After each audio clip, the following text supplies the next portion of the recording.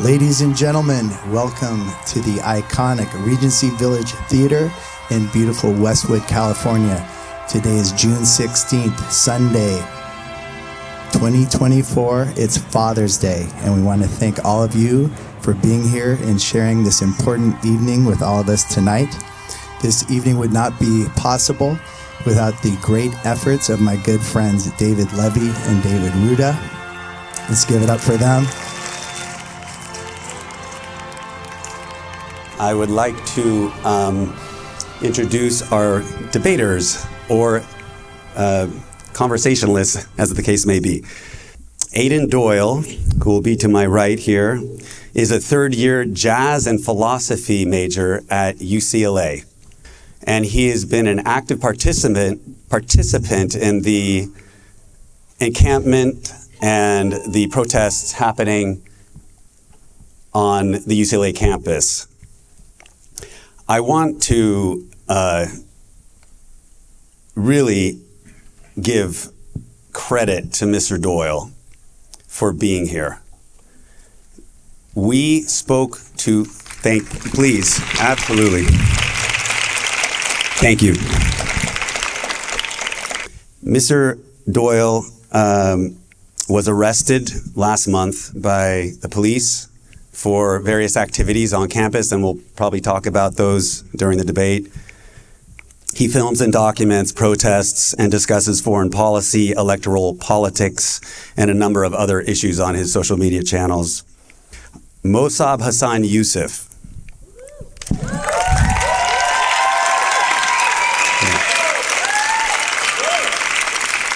Yeah. He was born in Ramallah in the West Bank in 1978. His father is Sheikh Hassan Yousef, one of the founders of Hamas. And they were obviously responsible for the horrible atrocity that happened on October 7th, by any estimation. Mr. Yousef was linked to Hamas most of his young life. He faced intense horrors in his youth. He was imprisoned for 27 months in Israeli prisons. He talks about in his book, Son of Hamas, the torture that he went through, that he claims he went through. But despite all that, his worldview shifted at one point. And that's when he saw that in these prisons, Hamas prisoners were torturing their own people. So then he went on a 6-year journey and sought political asylum here in the United States. In Los Angeles, actually, he came. And he has obviously a very unique perspective, being from that region and part of that organization. So he's trying to make a new path forward for generations caught up in this cycle of violence. So I would like to welcome Mr. Doyle and Mr. Yousef.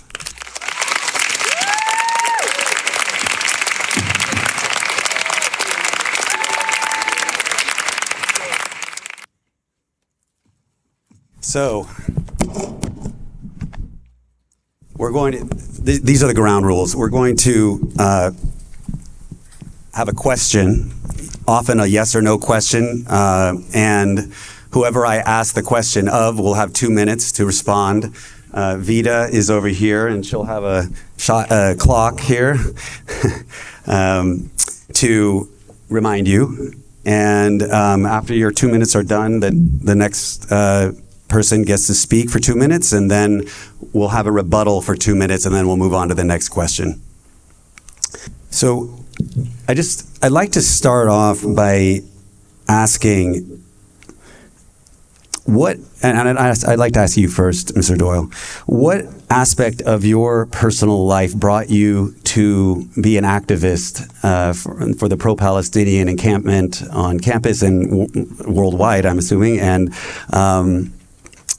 what things in your life do you think brought you to this point?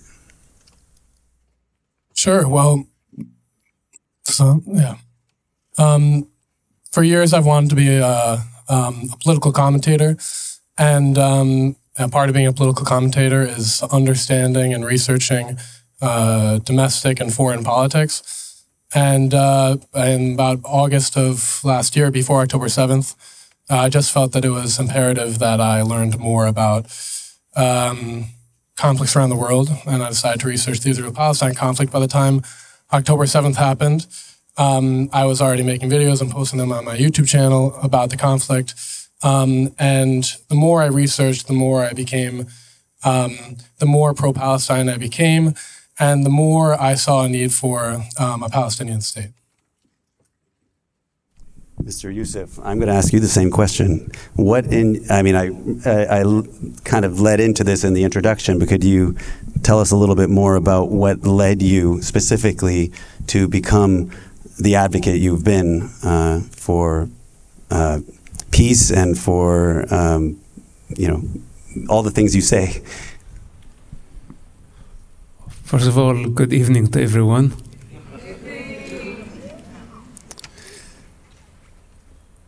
I never claimed that I'm an advocate. I don't advocate on behalf of any cause. I think it's total idiotic to advocate on behalf of anything. I only represent myself, and I only speak on my own authority. And if I know, I say I know. And if I don't, I'm not afraid to say I don't know. So tonight here, I'm only representing myself, no one else. Not inside this room, not outside of this room.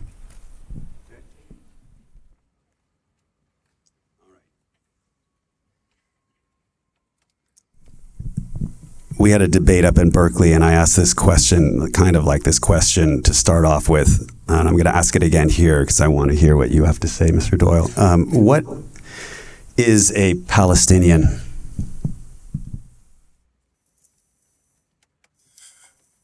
Well, this is an important question. We're talking about the Israeli-Palestinian conflict. So knowing what a Palestinian is vital. The PLO charter, and actually the Hamas charter in 2017, defines a Palestinian as anybody who lived in Palestine and their descendants before 1948 and who identified as Palestinian before then. But since then, since 1948, the idea of what a Palestinian is has changed. And in order to accurately answer the question, we have to understand what a nation is and if Palestine is actually a nation. A nation is made up of, as we know, of either an ethnic connection or a cultural or a connection to language to one people, which is, of course, manifested in a word, in this case, Palestine. In the case of Israel, it's Israel. In the case of any other nation, it is whatever you use to define that nation. Now, whatever you think about the way that the Palestinian nationality came to be and what a Palestinian and how the Palestinians came to identify themselves as Palestinians, well, as of right now, it's irrelevant because the Palestinian national identity is one of the strongest and most prevalent, really across the world, a lot due to this current ongoing conflict. And so a Palestinian is anybody who has heritage in the land who identifies as Palestinian. It's probably the simplest way of describing it.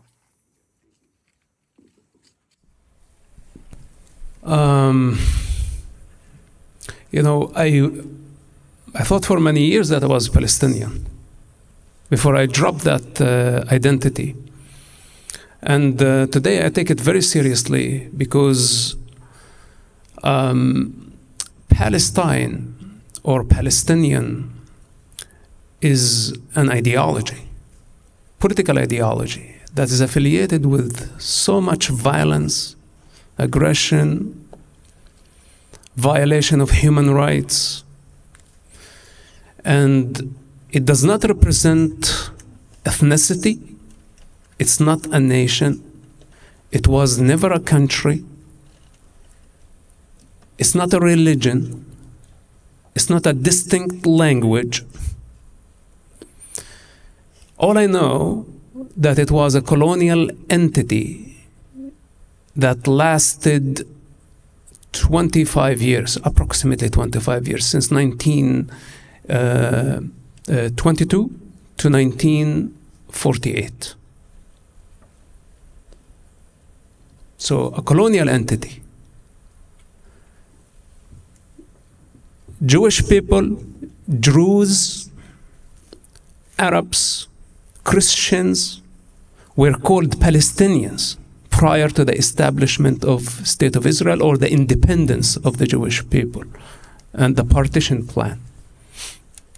So even the Israeli Prime Minister Golda Meir was considered Palestinian with a Palestinian passport issued by the colonial authority, the British Mandate of Palestine at that time.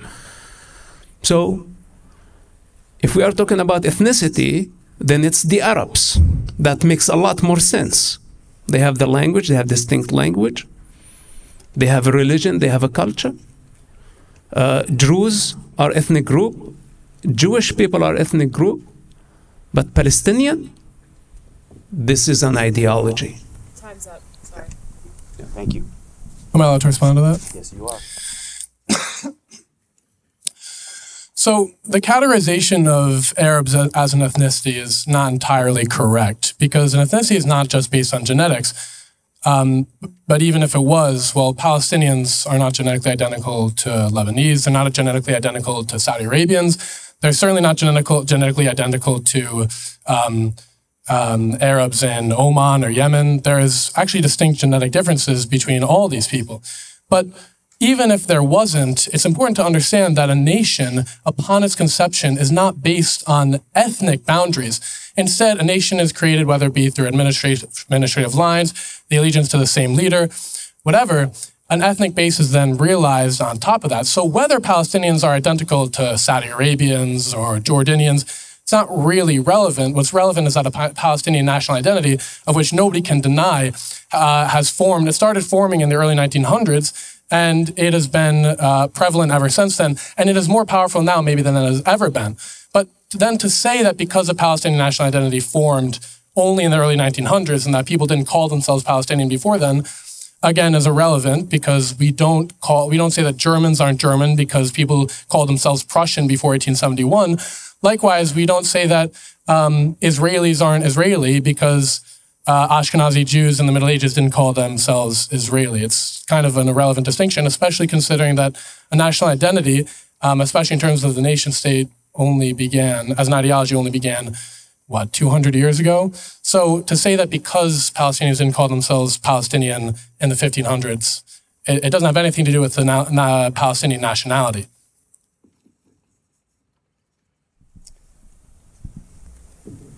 I'm going to ask this of Mr. Yousef. If Hamas engages in actions that are considered violent or fatal, such as shooting rockets into Israel, breaching the Gaza border with Israel on October 7th to massacre Israeli civilians, launching rockets from areas of Gaza densely populated with Palestinian civilians, such as the recent 5-rocket launch from a humanitarian area in Gaza that was supposed to be off limits from the war. If they do that and then call their own civilians victims of genocide when Israel responds with bombs and military action that kill Hamas militants, as well as Palestinian civilians surrounding them, who are the Palestinian civilians the genocide victims of?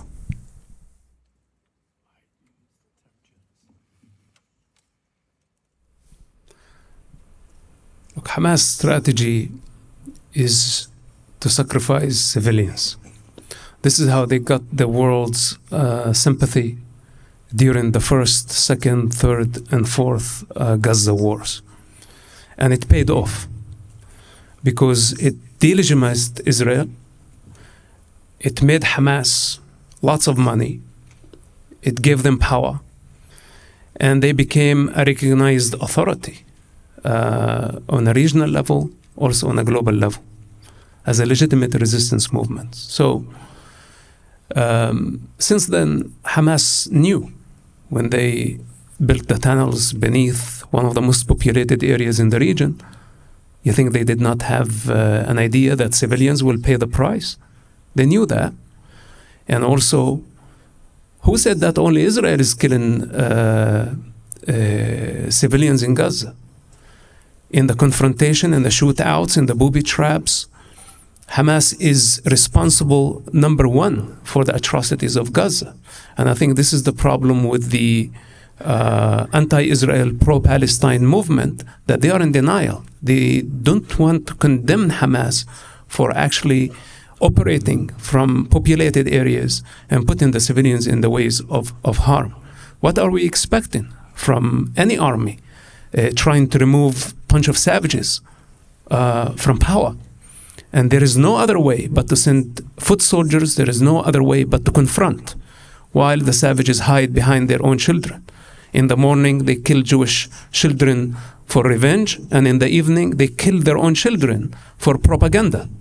And this is how they brought the world to its knees, by harming civilians. This is the weapon in Hamas' hands. Could you repeat the question? I'll just repeat the last part of the question.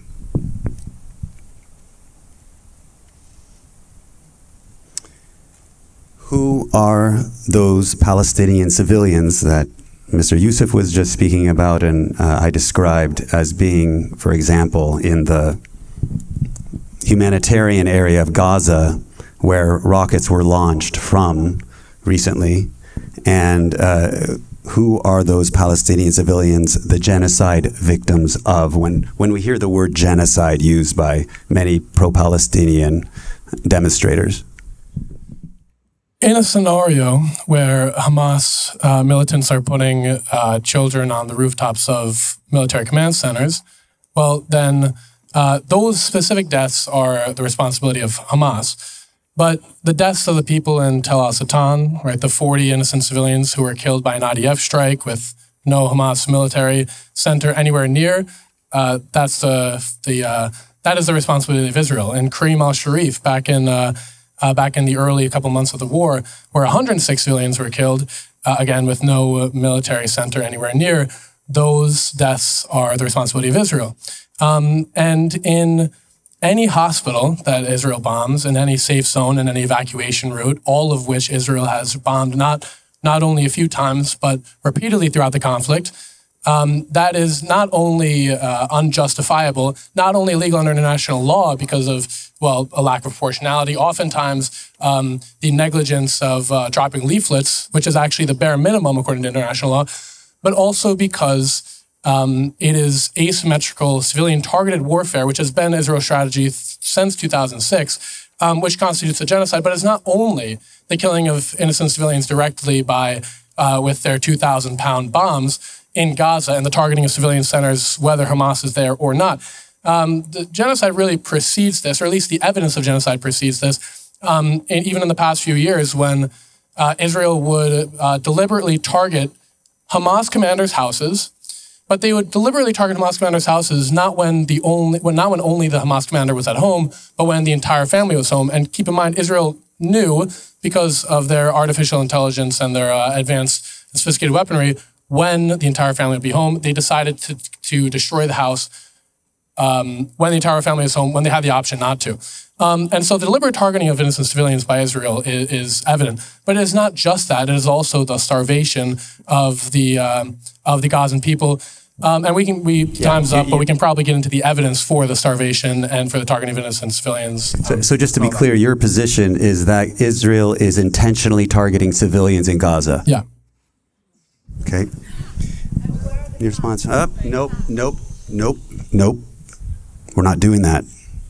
We'll probably get to that, though. We will. And you're going to get to it, too, when you have your chance. Thank you. Go ahead, Mr. Yousef.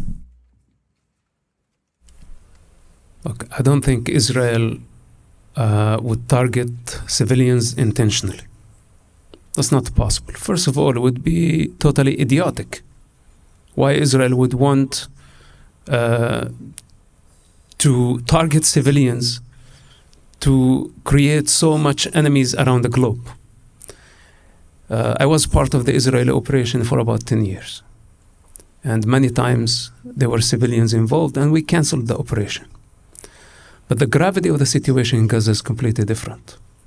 When we have Hamas high-profile, dangerous terrorists who would hide in the tunnel for a long period of time, then Israel would have a shot. And now this Hamas top leaders go hiding behind civilians. Does that make them immune? This is a war. And in war, there are red lines that nobody should ever cross. But is there a war without collateral damage, without civilians dying in it, especially when the terrorists deliberately hiding among civilians, using hospitals, schools as operation rooms? I've been in those hospitals and in the schools right beneath in the tunnels. If I wasn't there myself, I wouldn't even speak about it. It's mind-blowing how Hamas constructed their entire operation beneath the most vulnerable areas on a purpose. Because they wanted to drag Israel into such a dirty war to delegitimize Israel, to show that Israel is killing civilians. And what you are doing and the pro-Palestine doing here in the United States, you are falling into Hamas trap. There is no way Israel want to harm any civilian on a purpose. But Israel, do you think, is not aware that civilians being harmed? And it's a tragedy for Israel, what's happening.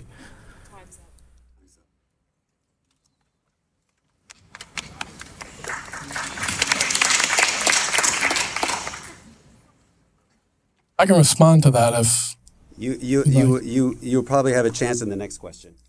Similar topic. Go ahead. Well, sure. The proposition that Mosab has put forth is that Israel is not intentionally targeting civilians. Unfortunately, that goes against the Israeli strategy in the region. Now, keep in mind that the whole idea behind Zionism, behind a Jewish state, is a Jewish majority. So I actually don't think that genocide is necessarily always going to be the conclusion of Zionism, because most of the time it's going to be something along the lines of ethnic cleansing. But if Israel wants to actually fulfill their goals of a Jewish state in the land, in the Holy Land, then ethnic cleansing is necessary for that goal. Unfortunately for Israel, and certainly unfortunately for the Gazans, is that creating a refugee crisis, which was the intention of Zionists like Jabotinsky and Theodore Herzl, and of course David Ben-Gurion, and many of the early prime ministers, and certainly Benjamin Netanyahu right now, creating a refugee crisis is impossible because of the refusal of the Arab states around them to actually take in refugees. The result is that the only way to perform ethnic cleansing is through deliberate murder of civilians, which is what Israel is doing right now. And the evidence for that, I've already outlined, that they target buildings where there are no Hamas military centers, but also they target buildings, whether they're Hamas militants in there or not, that the targeting of which is illegal under international law. It is the targeting of a population center, regardless of whether it's a military target, without regard to proportionality. We could probably get into proportionality at some point later in the discussion, but again, there is no excuse for the deliberate starvation of the population, which is one of the things that constitutes genocide, which nobody can defend and nobody can say it's because they don't want Hamas to survive or to thrive, because bread and water and cookies don't do anything for Hamas. They only allow the Palestinian population to not starve to death. I'm going to, since we're going off schedule here, you can respond to that in a couple of minutes. So you say that you have evidence. How can you explain the 2 million Arabs who live in Israel? And if there was ethnic cleansing, where did they come from? Well, absolutely. You got your opportunity. And do you think that the ethnic cleansing started on October 7?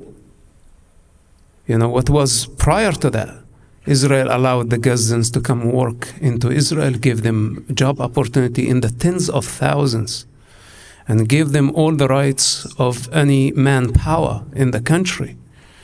And that includes the West Bank. We have 2 million Gazans, but also we have 3.5 million West Bankers. And do you think Israel needed October 7 to happen so they can start the process of ethnic cleansing through bombing the shit out of people in Gaza? If there was an ethnic cleansing, it would have taken place over 70 years, and today you wouldn't find any Arab in the region. The ethnic cleansing actually took place in the Arab countries. Show me how many Jewish people are in the West Bank or in Gaza. Show me how many Arabs are in any Jewish in the Arab countries. There are 400,000 Jewish people in the West Bank right now. They're settlers. Yeah. Hold on. No, there's 400,000 in the West Bank. Hold on. No. Aidan.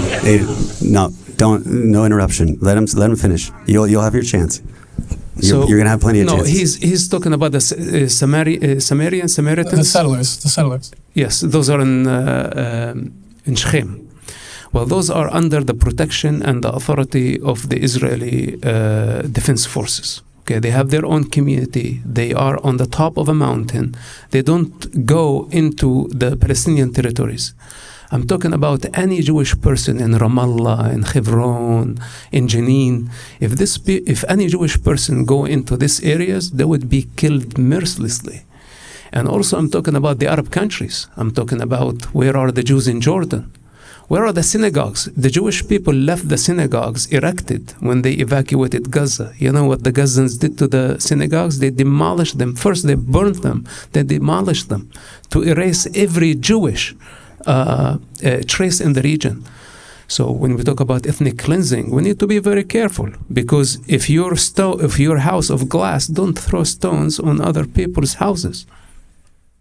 Yeah, so you'd have to answer the question then. Was the removal of Jewish people from Gaza, was that a result of the IDF removing them in 2005, or is that a result of Hamas pushing them out? It was a result of the IDF pushing them out in 2005. Then you asked the question about are there Jewish people in the West Bank? Well, Area C is a part of the West Bank. It is an occupied territory. And there are 400,000 Jewish settlers there. I don't know why anybody would dispute that. That's just a fact.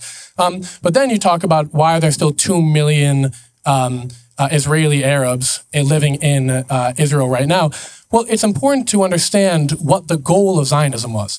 Because the goal of Zionism has never been to eliminate every single Arab ever. It's never been to even ethnically cleanse every single Arab from Palestine. The whole goal of Zionism, having a Jewish state, was to just have a Jewish majority state. And if you actually understand the roots of Zionism, you'll understand that it was totally acceptable for the early Zionists to have, say, 2 million Arabs living in Israel, as long as there were many, many, many more Jewish people. So Zionism is both conducive to ethnic cleansing and to the reality of the situation, which is, of course, ethnic cleansing, which is that 2 million Arabs have been allowed to remain in Israel. It's not about getting every last Arab out of Israel. It's more about maintaining racial supremacy over Arabs in order so that the interests of the state of Israel and the Jewish people are maintained. It bears complete disregard to the Arab people in Israel and all the Palestinians, all the Palestinians in Palestine. But even then, and we only have 30 seconds, so we can't get into all the evidence. We'll probably get into it later. But there's currently a covert ethnic cleansing campaign going on in Israel through discriminatory land policies, through things like the absentee property law in 1948, things like the admissions committee law, which don't allow Palestinians, Israeli Arabs in Israel to live in Jewish neighborhoods. We'll probably get into the evidence of all that later. There is ample evidence that Israel is slowly but surely discriminating against the Israeli Arab population in Israel in order to either force them out or in order to stop the population growth. Okay. We're going to talk. In order to give this a little more back and forth, I'm going to ask a question that does deal with Zionism, since you just brought that up.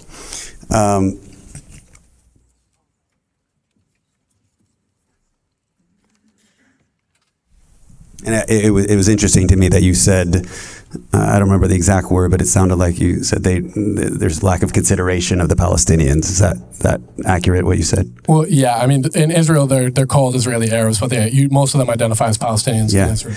Okay. So how do you, Mr. Yousef, define this term that is used a lot, which is settler colonial state?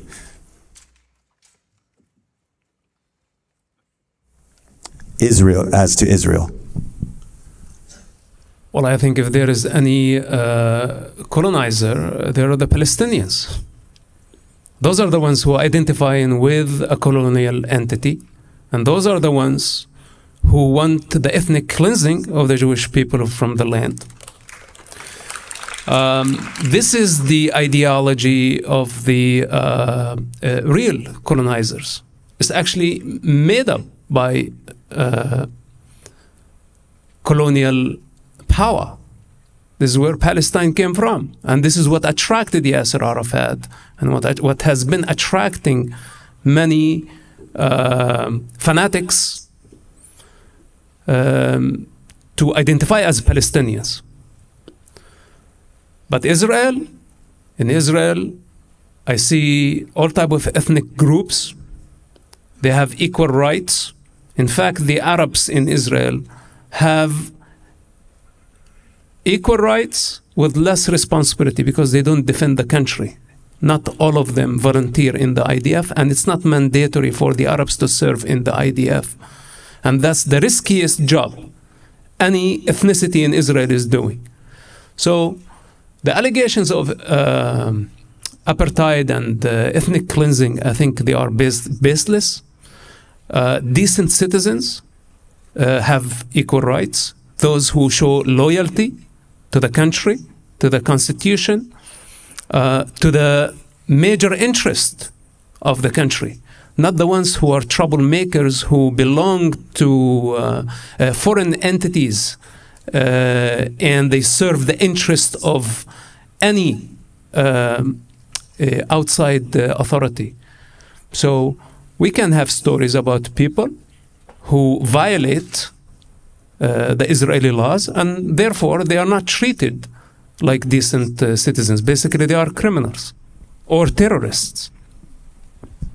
Well, there's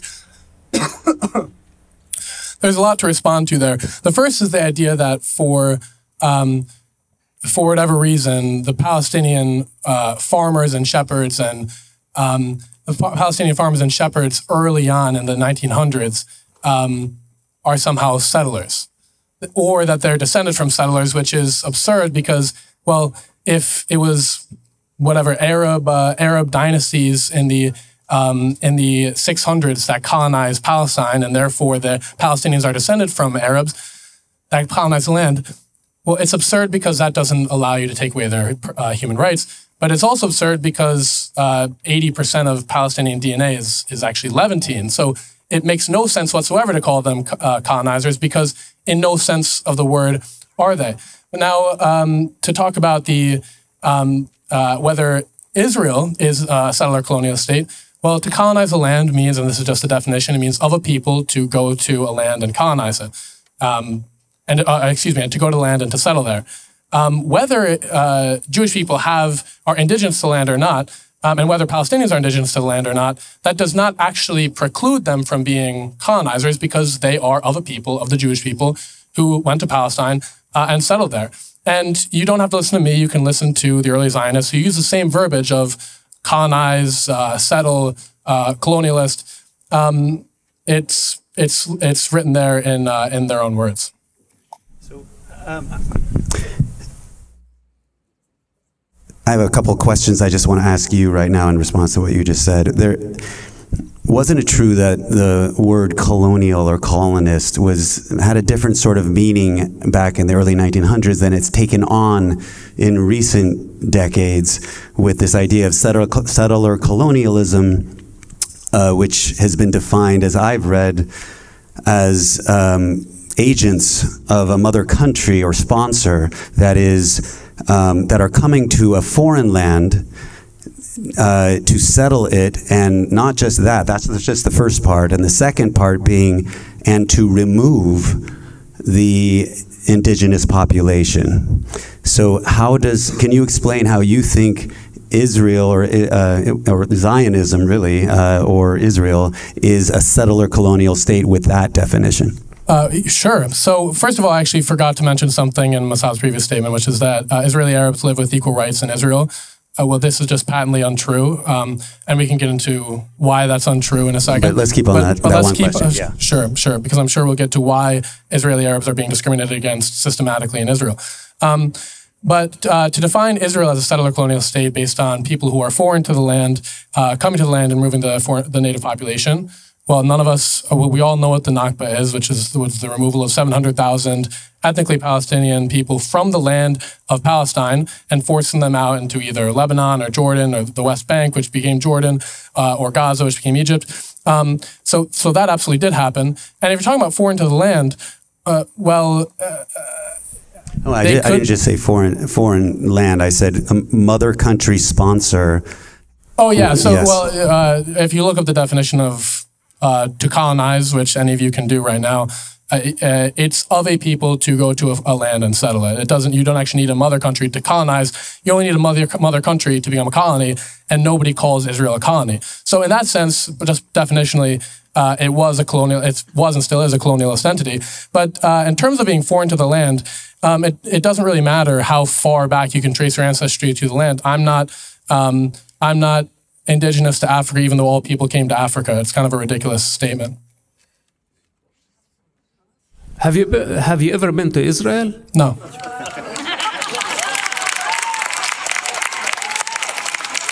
No, but I'll say. You say what? What is happening to Israel and Palestine doesn't care whether I've been there or not. It's the reality, whether you like it or not. You can say what you want. You can say what you want. The evidence speaks for itself. The evidence speaks for itself, because when you murder innocent civilians, it doesn't care whether Aidan Doyle goes to UCLA or not. It cares whether innocent civilians are murdered or not. It doesn't care whether Mosab was born in Palestine. It cares whether innocent civilians were murdered or not. That's the reality. It doesn't matter where I come from or where Mosab comes from. Please, okay. people. So, I have to ask you. Sorry, Mr. Yousef. Nobody's dying in this room by hearing some words. So let's just take a breath, and we'll let them speak. Half the people in Israel don't know the history of their own country. It doesn't matter. Who cares? Okay. No. Okay. Please. No. You have to understand that. You have to understand that the actual reality. It doesn't matter where you come from. You can still understand what is happening. Because it doesn't care. Because it doesn't care. It doesn't care who. Stop. Whether somebody dies or not. If I'm born in the United States, it doesn't affect whether somebody dies in Palestine. You don't understand that. You don't understand that. What matters then? You're gonna get to ask him whatever you want afterwards. Okay? We will have Q&As, guys, after. Facts matter. Facts do matter. Facts matter. Facts don't change if I was born in Palestine or born in the United States. They don't change. They don't change. Okay, and what's the source of your information? What's the source of your information? Is Benny Morris okay? Is that a good source? Give me a legitimate book, and I would like to know an author that has the legitimacy, that they have studied, and they have the authority to speak on the topic. Name 3 books as source of your information. Yeah, sure. The Nation Forum by Rashida Khalidi. By who? Rashida Khalidi. Who is that? I never heard of this woman. He was actually he was part of the peace process in the 90s.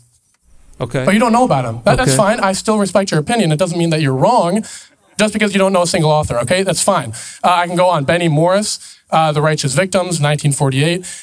Both of those books. Does that satisfy you, or do you want me to keep on going? Keep going. Or do the facts change depending on how many books I've read?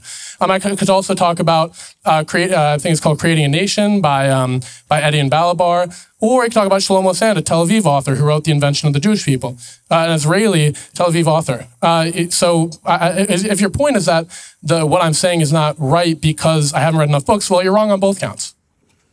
Okay. First of all, First of all the books that you read looks like going only in one direction, to delegitimize Israel. Do you know who Benny Morris is? I don't need to know. I think you're just making up stuff. Or the making of the Israeli nation. And I think Making of the Israeli nation. Do you know that book, or are you just uneducated? Look, what's the what's the answer? Listen. What did I tell you from the beginning of this conversation? I don't need to read books to know my land. You don't need to read books, but I do. I write the books. I write them. All right. I live the experience. I am the author. All the credibility you gain. I am not a second-hand knowledge. All of the credibility that you gained by living in Palestine was taken away from you when Israel put you on their paycheck. Okay. All right. We're gonna. Okay. Do you have evidence that I have a paycheck from Israel? You worked for Israel for 6 years. It's in your biography. What's your evidence? So you weren't paid to work for Israel. You just did it willingly. Well, exactly. Okay. First of all, if you want to take personal aim, I can take you on a rabbit hole that you will never get out of it. Good. Go ahead. I have been patient and respecting you. You know why? Because you're just an arrogant student with no knowledge, with no life experience, advocating on a very dangerous cause, being a useful idiot in the hands of terrorists, creating trouble, putting encampment, breaking the law, advocating on behalf of a terrorist organization designated by the American law as a terrorist organization, makes you a terrorist. So if you want to talk about personal things, you challenge me for doing a legitimate work for a democracy to save human lives, and you want to reduce my effort to say that I got paid 10 years fighting and chasing after terrorists who blow up, killed Americans, Israelis, Arabs, Muslims, all type of people indiscriminately. Do you think you can sit here and judge me and tell me it's like you did it for money? When you say you're fighting for Israel, would you say that you're advocating for them? I told you I only represent myself. So you're not fighting for Israel. And you don't have the authority to sit there and judge, tell me I took money or I did not take money. This is not your business. No, you did take money. That's a fact, and that's fine. This is not your business. You took money from Israel, and that's okay. You're a propagandist for Israel. That's just a fact, and it's the reality of the situation. But again, I don't know how many times. I don't know how many times I have to say. I don't know how many times I have to say. I can speak from my own authority. I can speak from the authority of historians. I can speak from the authority. I can speak from the authority of the thousands of Palestinians who live in Palestine, who are actually living there right now. Because at the end of the day, the reality of the situation doesn't care about Aidan Doyle or Mosab Yousef. Whether there's a genocide going on, which there is, it doesn't matter whether I was born in the United States or not. It is simply the reality. And you can check all my sources. You can go read. Define a genocide. Define a genocide. You speak of what is genocide? Oh, sure. The killing of a whole or a part of a population with intent. Well, are you happy? Do you not think I'd... This is not what a genocide is. That is the definition of a genocide. Mr. Doyle, let me ask you something. I'm sorry that you don't know what the definition of a genocide is, but that is the reality. Let me ask you something. With intent based on what? Based on their ethnicity, based on their religion, based on their culture? Based on their national identity as Palestinians. Well, Palestine is but you can talk about intent. I mean, we can start naming names. We can go back to Emily Eliyahu, who wanted to nuke Gaza. We can go back to Theodore Herzl, who wanted to remove all of the Gazans from, all the Palestinians from Palestine. We could go back to the Mowing the Lawn initiative, which is high-frequency, civilian-targeted, asymmetrical warfare that targets civilian infrastructure. Right. It doesn't matter. It doesn't matter. It doesn't matter where you go. Do you think? It doesn't matter where you go. There is intent. One moment. Do you think you are smarter than the judge of the ICC who just said that what happens in Gaza is not a genocide? Do you mean the ICJ? The ICJ, yeah. Do you think you are smarter than the judge? Absolutely not. Do you think you're smarter than the judge? I am not smarter than the judge. And the judge said what's happening in Gaza is not a genocide. No. Well, actually, that's not true. What they said, well, for one, the determination as to whether a genocide is going on actually hasn't been deliberated, so you're just spreading misinformation. What they said was that the rights... What they said was that the rights of the Palestinian people, especially the rights of the people of Gaza, are at risk of, their rights to not be genocided are at risk of being infringed. And they said that in order for Israel to comply with international law in all 3 resolutions that they have released, they had to do a number of things. They had to stop targeting civilian population centers. They had to stop starving the population, which includes arresting the people who were stopping the aid from getting into Gaza, which they haven't done. And they also had to not invade Rafah. None of those 3 things they have done. And so when Mosab says that Israel is that the ICJ has said that Israel is not committing genocide, they made no such determination. The actual determination will come out in probably 2 or 3 years. You talked about Herzl as one of your people, as Zionist and founding people of Israel, as intentionally removing Arabs from the area. And there's I was reading about this because Mark Lamont Hill at the Berkeley debate brought up the same point. And I looked it up and I read that Theodore Herzl had a famous letter to an Arab notable, Yusuf Zia al-Khalidi, and he wrote, quote, "Who would think of sending Palestinian Arabs away? It is their well-being, their individual wealth that we would increase in bringing our own." So how do you jibe that with that he was an intentional, ethnic cleansing or genocide? So if you actually read other letters, what he said was, and look, it wasn't actually as bad as what's happening. To be fair to Theodore Herzl, he was actually what's known as he was a political Zionist. He was fairly liberal for the time. He believed that, he said in other letters that we need to stop giving them jobs. We need to make sure that they don't have a livelihood here, and that we need to make sure that in other Arab countries that that they do have a livelihood in order to convince them to leave. So it was a sort of soft ethnic cleansing, if that makes you feel any better. But then you also mentioned how Theodore Herzl said that we would bring civilization to the Palestinians. Well, this is reminiscent of Christian missionaries who talked about Africans as if they were savages, as if they were uneducated, as if they needed Christianity and Western civilization to be brought to them so that they could tame them. It is an extremely racist ideology, that one that was inherent to Zionism, as they believed that they would be bringing civilization to the Palestinians, that they would be improving their lives. And when in actuality, they removed them, they killed them en masse, and they put them in concentration camps.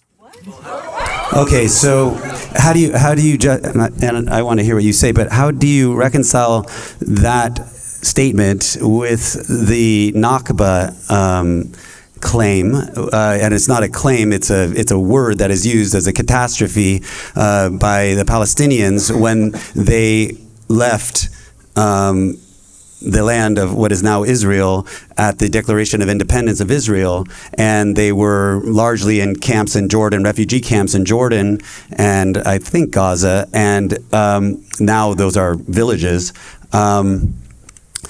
What do you make of the fact that Israel was attacked immediately upon the declaration of its independence, and that it's pretty clear in the record that these Palestinian Arabs were told by these Arab countries surrounding them to leave lest they be harmed during the attack?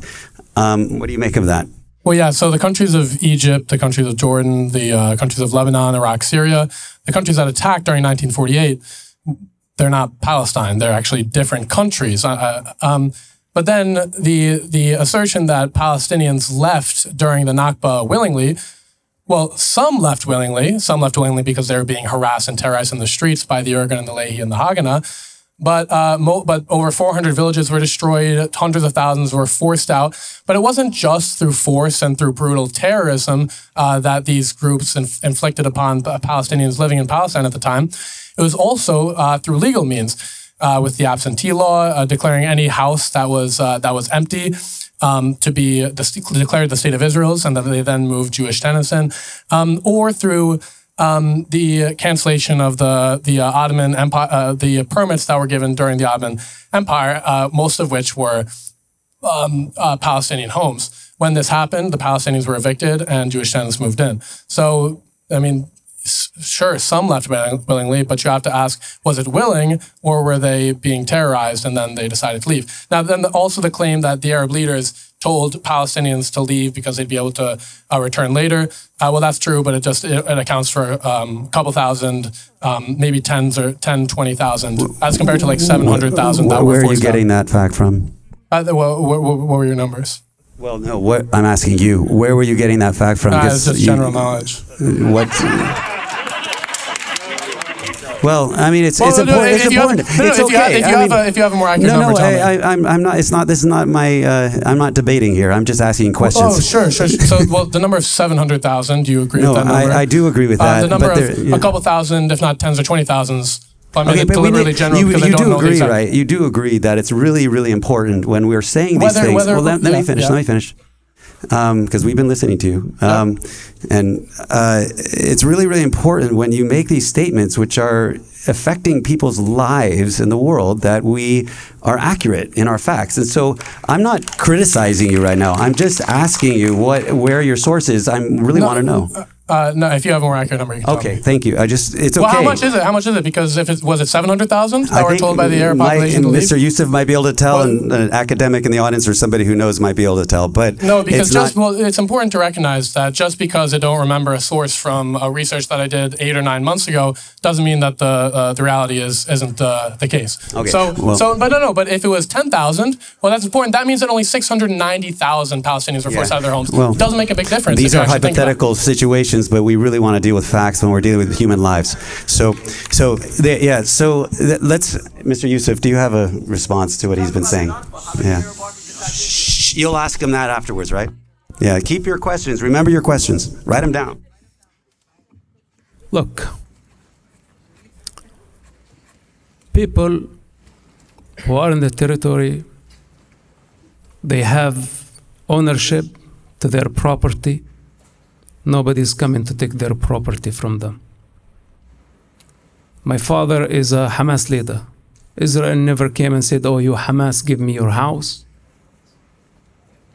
Our neighbors, our entire town, people own their property. They've been there before I was born. They're still in their households. Nobody's forcing them out of their houses.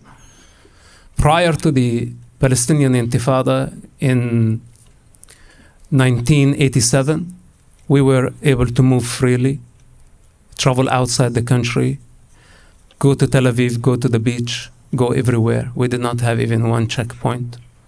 Things only changed when Yasser Arafat pushed the indoctrination of Palestine on the kids, shutting down the schools, exactly what you are doing here on campus, shutting down the school and building encampment to disturb the student life for the sake of Palestine, a foreign entity that you don't understand, that you've never been there, that you think that it ever existed, that you think that there is occupation, that you think you know better than the judge, and you say that there is a genocide, that the verdict is going to come sometime in the future, God knows when.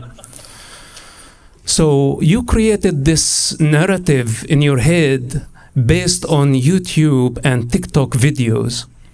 Then you claim that you educated yourself from legitimate resources.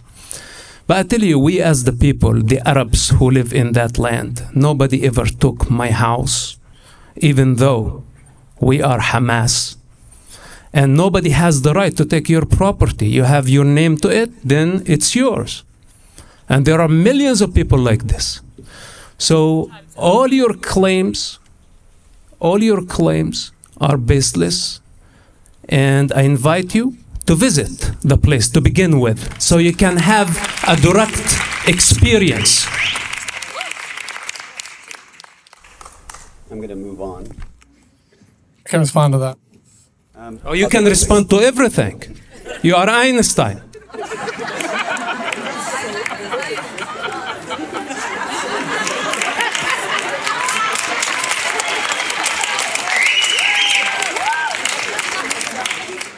Such an arrogant generation.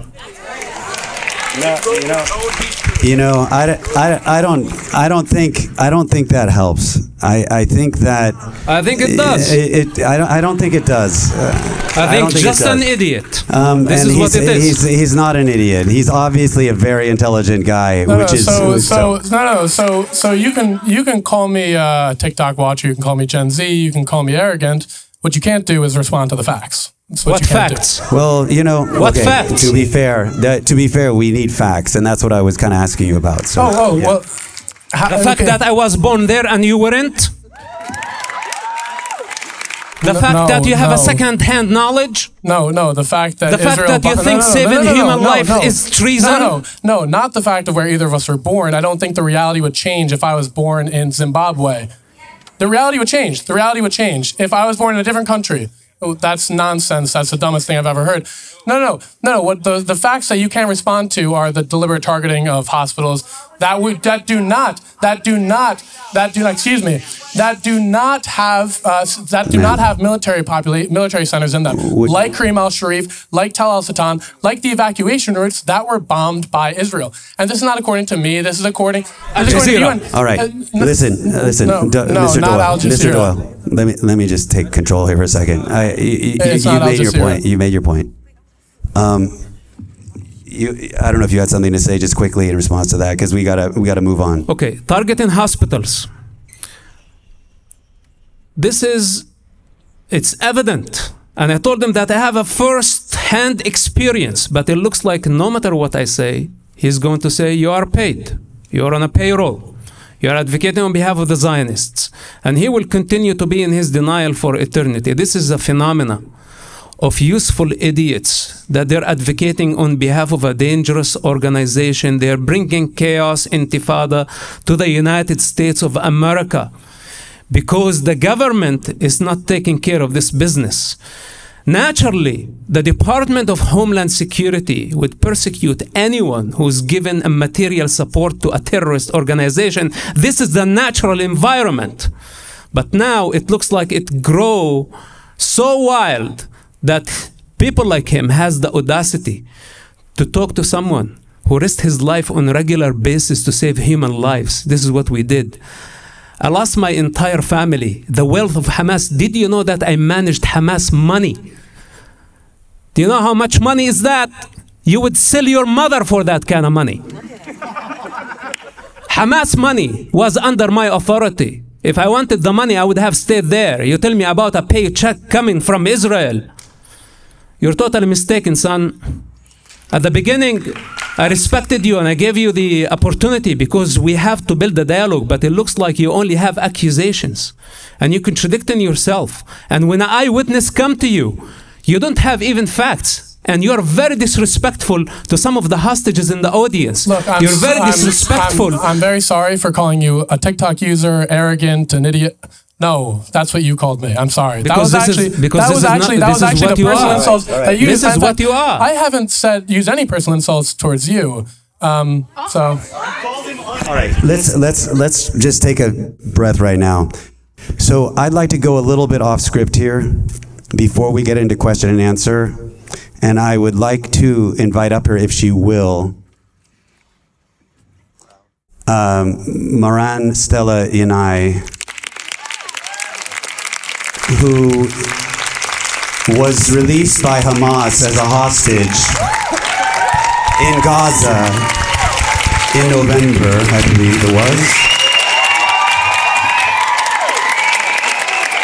Stella,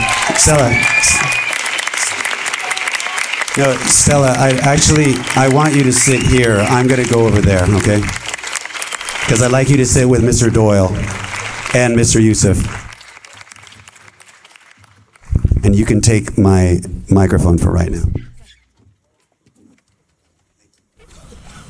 You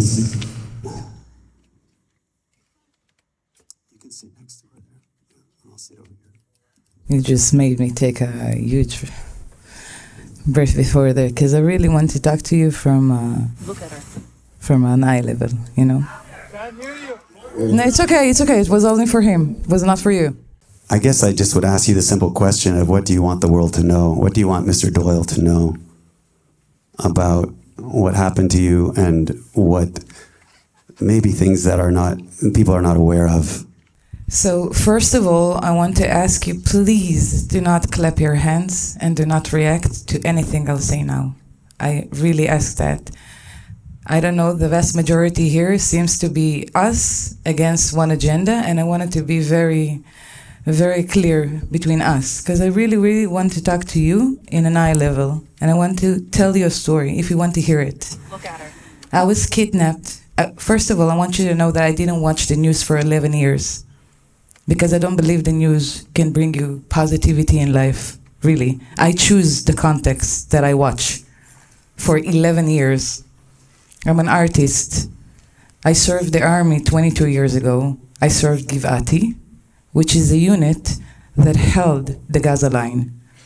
22 years ago, during the war Chomat Magen, if you heard about that. After a few years, I chose to be kind and better to myself. Therefore, I left the dream that I had to become Shabak or a soldier again or this and that, and chose to become an artist. I have all the signs on me. I had an Arabic necklace on me. I had the Indian ganache tattoo on me.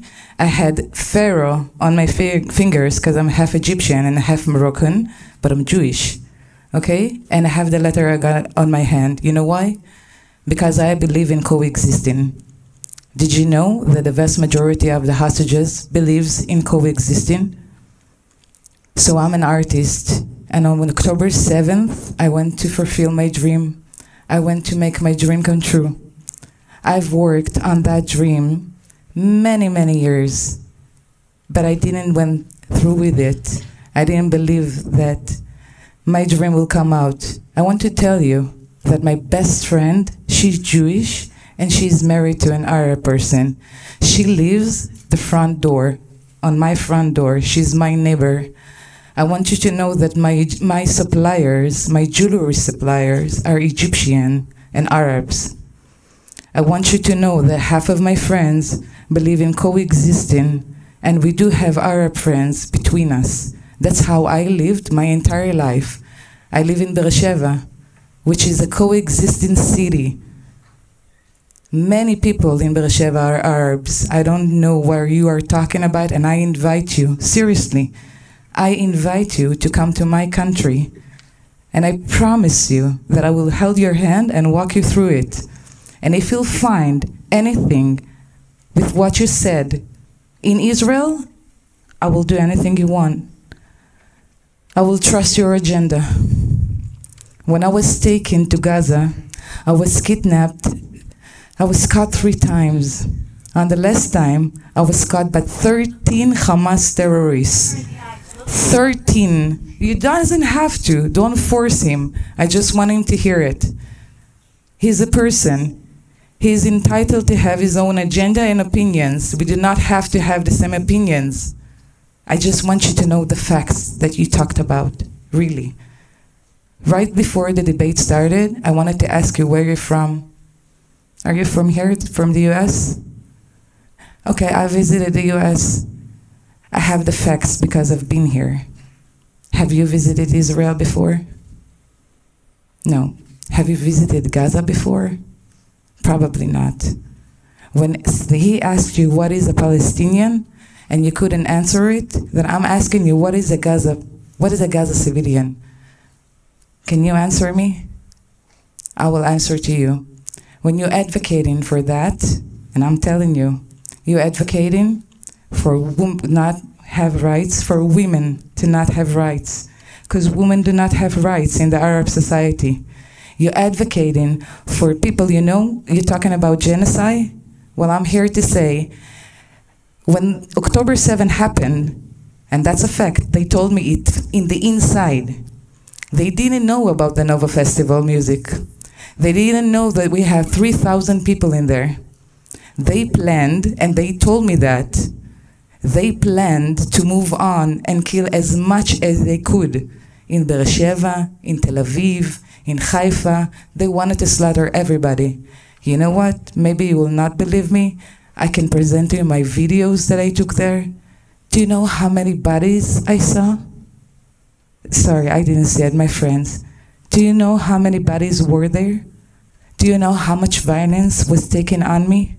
I was caught in the middle of a lynch.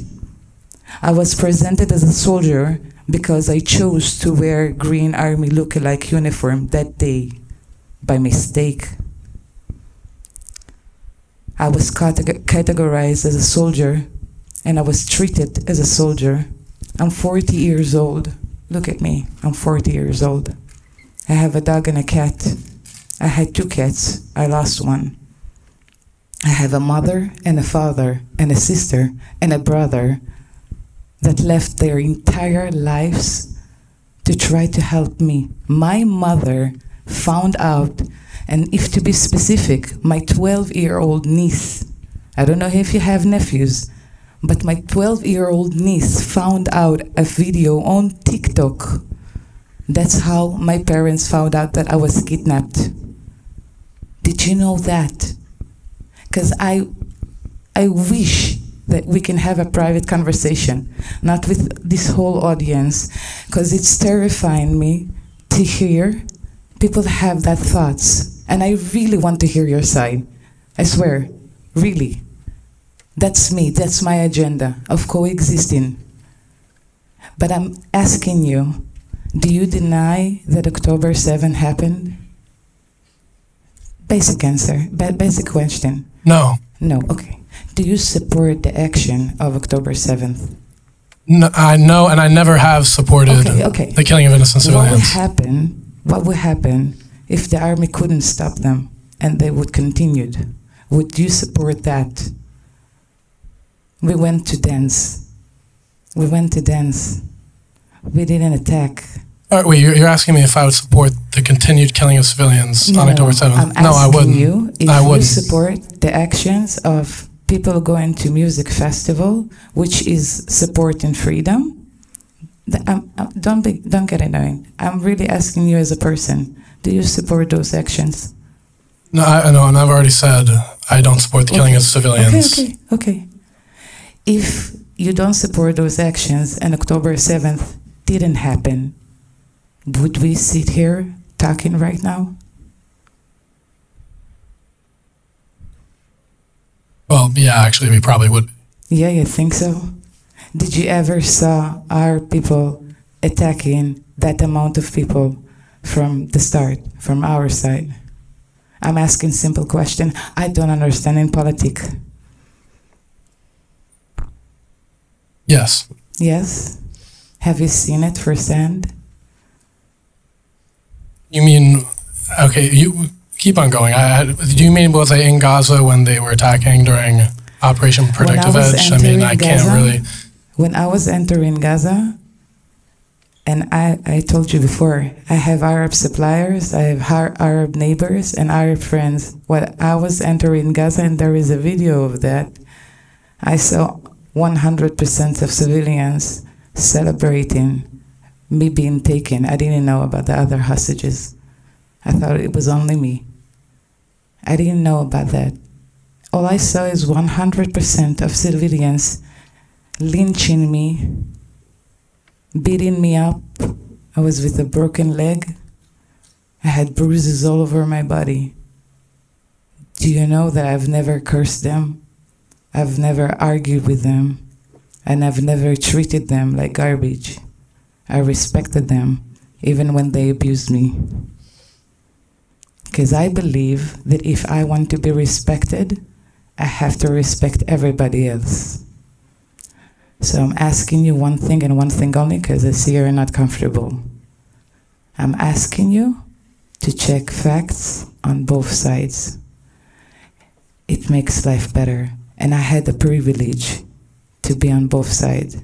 And I told you, I started from a place that I didn't watch the news for 11 years, just because of that. Talk to people. Private conversation. That's the real facts. That's for me. Don't clap. All right. Thank you, Moran. Thank you very much. I'm sorry for what you experienced, but that's why I really would be honest with you if we will have a private conversation. That's right. You mean after this? Whatever you want, you can text, you can email, you can do whatever you want. Whatever is comfortable for you. I really want to listen. I really want to do. You know what? I wish him all the pain of the victims of this conflict on both sides. No. And wish that to anyone. He sooner or later is going to realize this for just being in such denial. And I respected you. You did not have to go to the personal stuff to tell me if I'm paid or not. I gave you the opportunity to represent your case. You did not need to attack me personally. Well, we'll get more into that. More into what?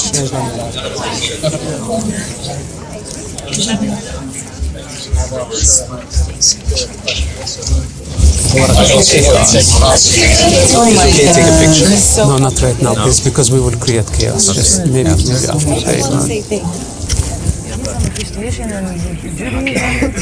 All over. The same purpose in life. Can I clip this to your belt? Is that okay? Yeah. It's written in so many different languages and styles, if you want to call it. You know, like I said, NLP. You know. What the fuck we're doing here? I cannot believe, you know, it just... Those conversations, when you live them, I told you I lived in East Jerusalem, to speak with these people who, they wrote their own history. They wrote literally, made up their own books and histories. I am really reducing myself talking to this kid. Calling yourself lies. It's like he came really prepared.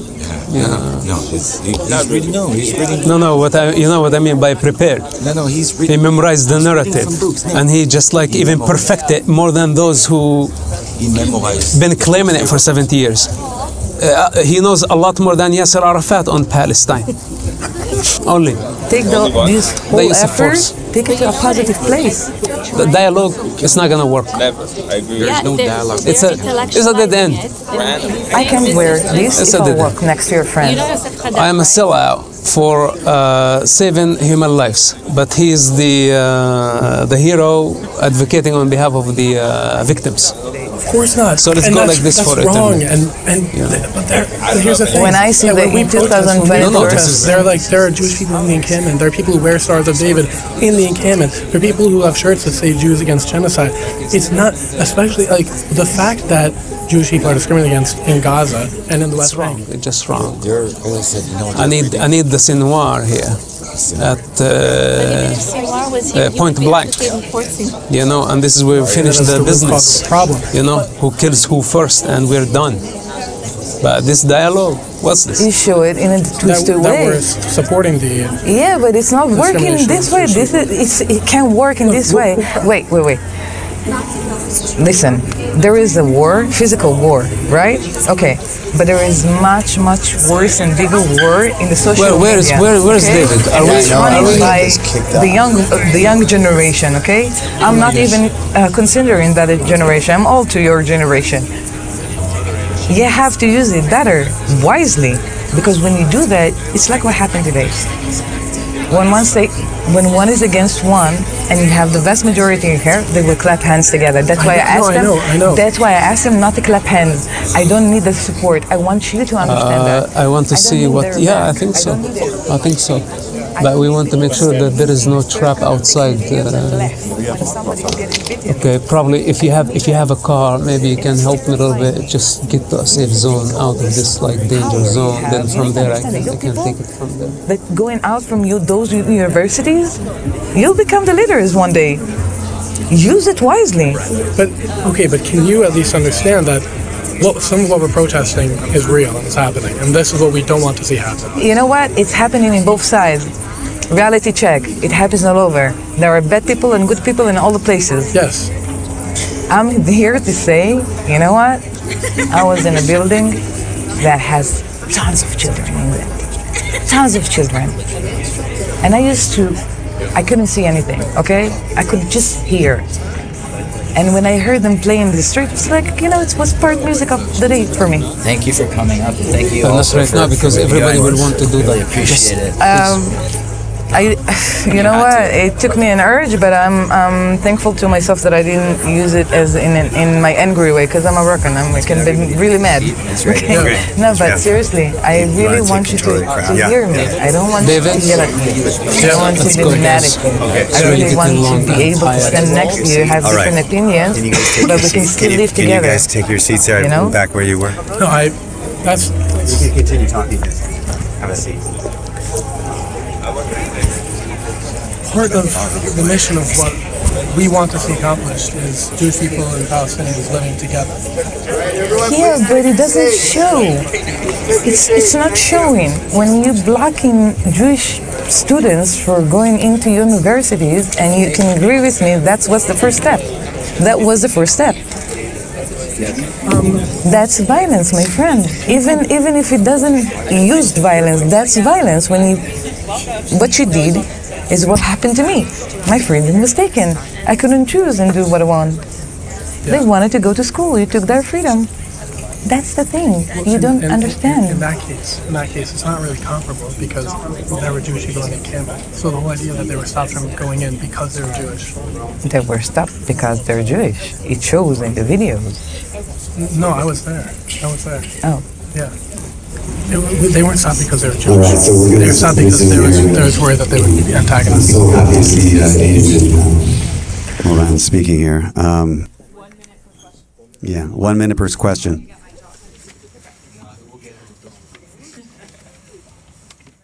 My question is to Mr. Mosab Yousef. As an Israeli, for a very long time, I feel extremely helpless, and I don't get any. I don't have much motivation. I wanted to ask you, what would you say to the influencers, to the celebrities, to the Sarandons, to the Hadids, to all of them? What would you say to them? Because their voices is so loud and ours is so small. Okay, thank you. And we'll just take a minute. Yes. So we are dealing with a situation where a bunch of opportunists taking advantage of Palestine. All of a sudden, we have people so indoctrinated by artificial intelligence and by Hamas propaganda who just basically spreading false narrative. And it looks like they are a lot more educated than Yasser Arafat on the topic.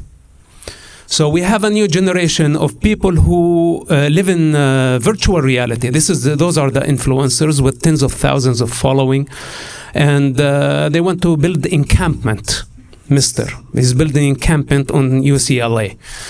And I say, what's next? Well, this was a situation in Gaza 70 years ago. They started with encampment, the loser victim mentality. They built encampment, then later on it became tunnels and launching missiles. So I say to this type of mentality, what's going to be next? Are you going to start digging tunnels here at UCLA and possibly launch missiles at Beverly Hills?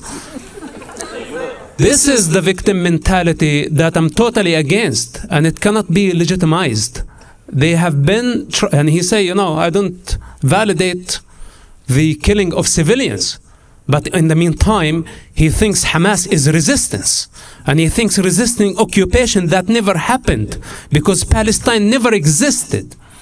He thinks that this is legitimate. So if it's not directly, indirectly, these influencers are complicit in Hamas crimes. Do you have, Moran, do you have anything to say? No, You're okay. I was not focusing on this question. Mr. Doyle? You don't have to. If you don't want to, we can go to another. Okay. Next question.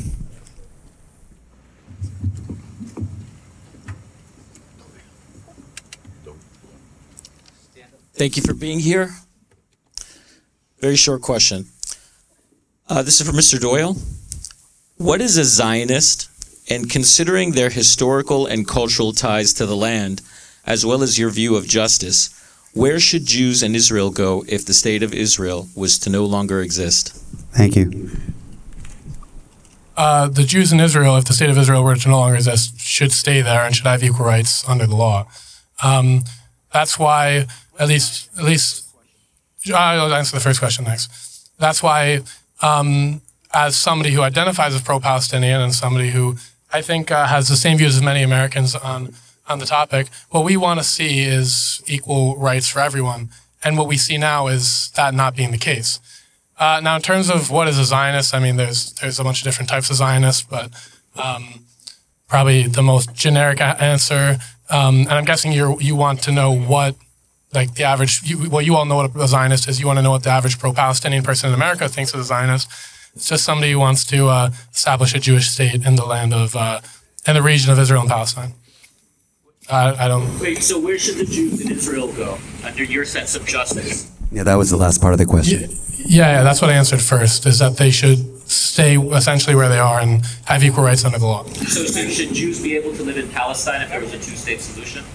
If there's a two-state, yeah, of course. Okay. Vita, your choice. Hi, thank you all for being here. My question is for Mr. Doyle. I heard you mention the starving as a component of genocide, and I wanted to know, why is it Israel's burden to provide food to Gazans and not Hamas, the actual government of Gaza? Why do the three leaders of Hamas, Ismail Haniyeh, Musa Abu Marzouk, and Khalid Mashal, who are collectively worth $11 billion, not responsible for feeding their own people? Right, so understanding why Hamas isn't able to feed their own people, you have to understand the agricultural situation of Gaza, which is that they're only agriculturally independent in two ways, and that's fruits and vegetables, which means that with the overpopulation of the land, 2 million people in a 25-mile strip, and with the relative lack of, certainly right now, agriculture, there's no growing of food whatsoever, being agriculturally and therefore being able to survive by themselves without any exports is actually impossible. Now, the reason for this dates back to 1967 when the occupation of Gaza began, and you can say whether it was an occupation or not. There were settlements in Gaza. They took 20% of the land and they imposed laws on Gaza that specifically prohibited new agriculture from flourishing in Gaza, which means that they did things like banning the planting of more than one tree. They made sure that all agricultural exports went through Israeli vendors. And so this, I don't think it's controversial to say, systemic repression of the agriculture of Gaza, and also the subsequent overpopulation of Gaza and the disallowing of really anybody to leave or anybody to get in, has resulted in a situation, mostly with regard to the actual survival of the Gazan people through food, that is completely untenable. And then you talk about why is it Israel's responsibility to feed the people of Gaza? Well, it's Israel's responsibility because they were the ones who imposed the blockade in 2005. They're the ones who don't allow trade to happen. They're the ones who, maybe not entirely, but at least certainly is partially responsible for the economic devastation that's happened in Gaza, not just since October 7th, but before that as well. And also because before October 7th, 500 trucks, some of which were provided by Israel, a lot of which were provided by the UN, were driven into Gaza. And now the number is hovering around 160. Oxfam, as you probably know, has reported that there are some Gazan children surviving on less than 245 calories a day. But the responsibility, so whether Gazans are dying or not is absolutely true. The responsibility lies on Israel because of their actions with regard to Gaza in the past. Now, if you're saying that, I'll just finish really quick. Just wrap it up. Yeah. I know, I'll just finish really quick. If you're saying that the leaders of Hamas should do a better job of guiding Hamas or leading Hamas and taking care of the Palestinian people, I actually agree. Okay, hold on one second. Moran, you had a response. I really want to comment on this subject specifically. I'm a skinny person, and I lost 12% of my body weight inside captivity while my guards was eating in front of my face. And I'm here to tell you that, like I was speaking to you privately before, as a soldier, I know how to observe, let's say it like that, okay? And I was tracking the, the merchandise that came, the brands of the food. It comes from the same place, okay? And that's the merchandise that they bring to support Gaza. Do you know who takes that merchandise? Do you know who has food all the time in their houses? Hamas soldiers. Of course, the civilians will not have it. And I moved 7 places, and I saw between 40 to 50 Hamas soldiers. They look good. They didn't lose weight. No, I actually would agree with that Hamas should do a better job of taking care of their civilians. But what doesn't change the fact is that even if Hamas didn't hoard the food, if they do that to a large extent universally, even if they didn't do that, Hamas would still be starving. Excuse me, Gaza would still be starving. Sorry, Gaza would still be starving. how that's true. They're working, they're going into Israel, they have their merchandise and the market. They told it themselves that the food got expensive now, not before. It was okay. The prices was okay. Did you know that they get discount in electricity that we don't get, and we support the electricity? Do you know that we pay more? I pay more as a citizen in Israel than the Gaza people. Did you know that? Probably not. We give them electricity. We give them the electricity and the water, right? Yeah. So it's the same electricity, right? I pay more. No, they give electricity to Gaza, which I think kind of illustrates perfectly. I didn't have electricity. Just saying. I sit in a dark room. No, okay? I know. Hamas taking captives was horrible, and people who were responsible for that should be put in prison. But it's all of them.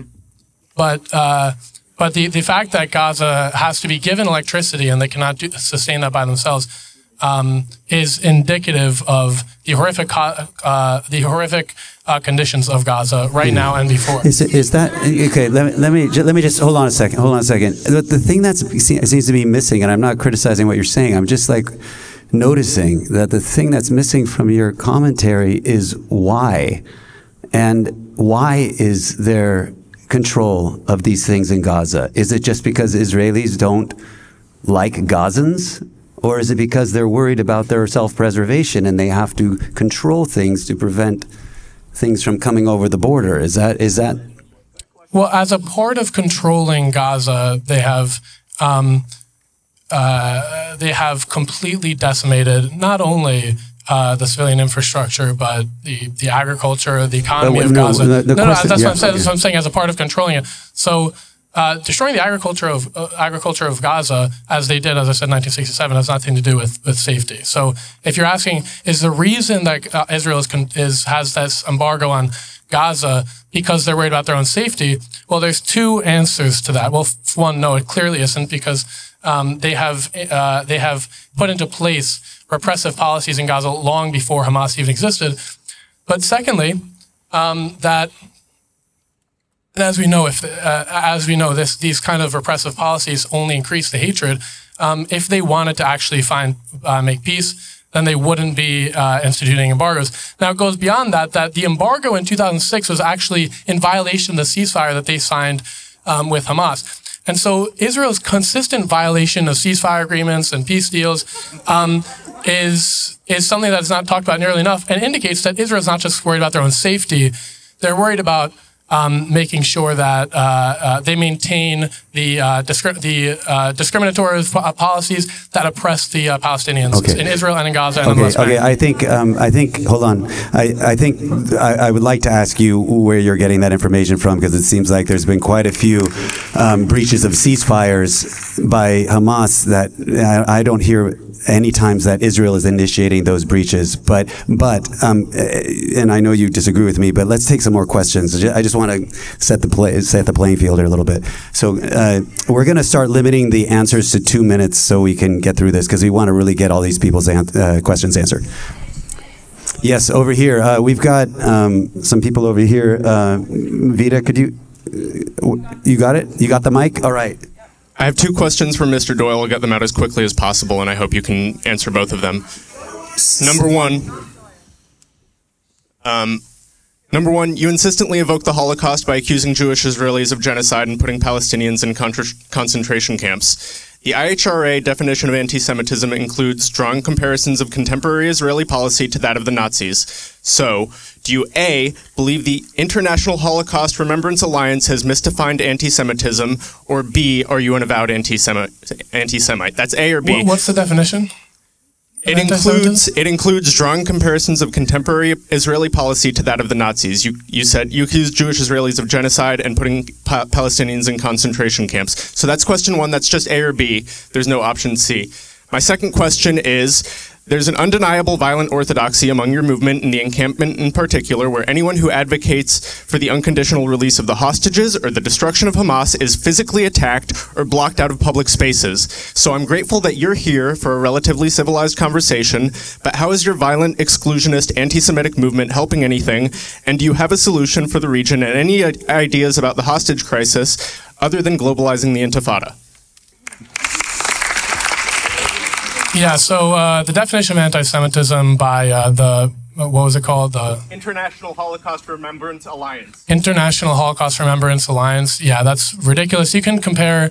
no, it is ridiculous. Well, because you can compare Trump to Hitler and nobody calls you, what, anti-Trump? It's just, or nobody calls you racist for that. It's ridiculous. You can compare the policies of modern governments, whether it's Israel, the United States, Britain, Iran, to anybody else. Now, keep in mind that Israel consistently compares Hamas to Nazis, and yet nobody calls them Islamophobic. So that's an absurd definition. Anti-Semitism is the hatred of Jewish people, not the comparison of one government to another. That's absurd. But secondly, So secondly, the encampment wasn't anti-Semitic. In fact, there were. No, it actually wasn't. No, I'm telling you, it wasn't. So in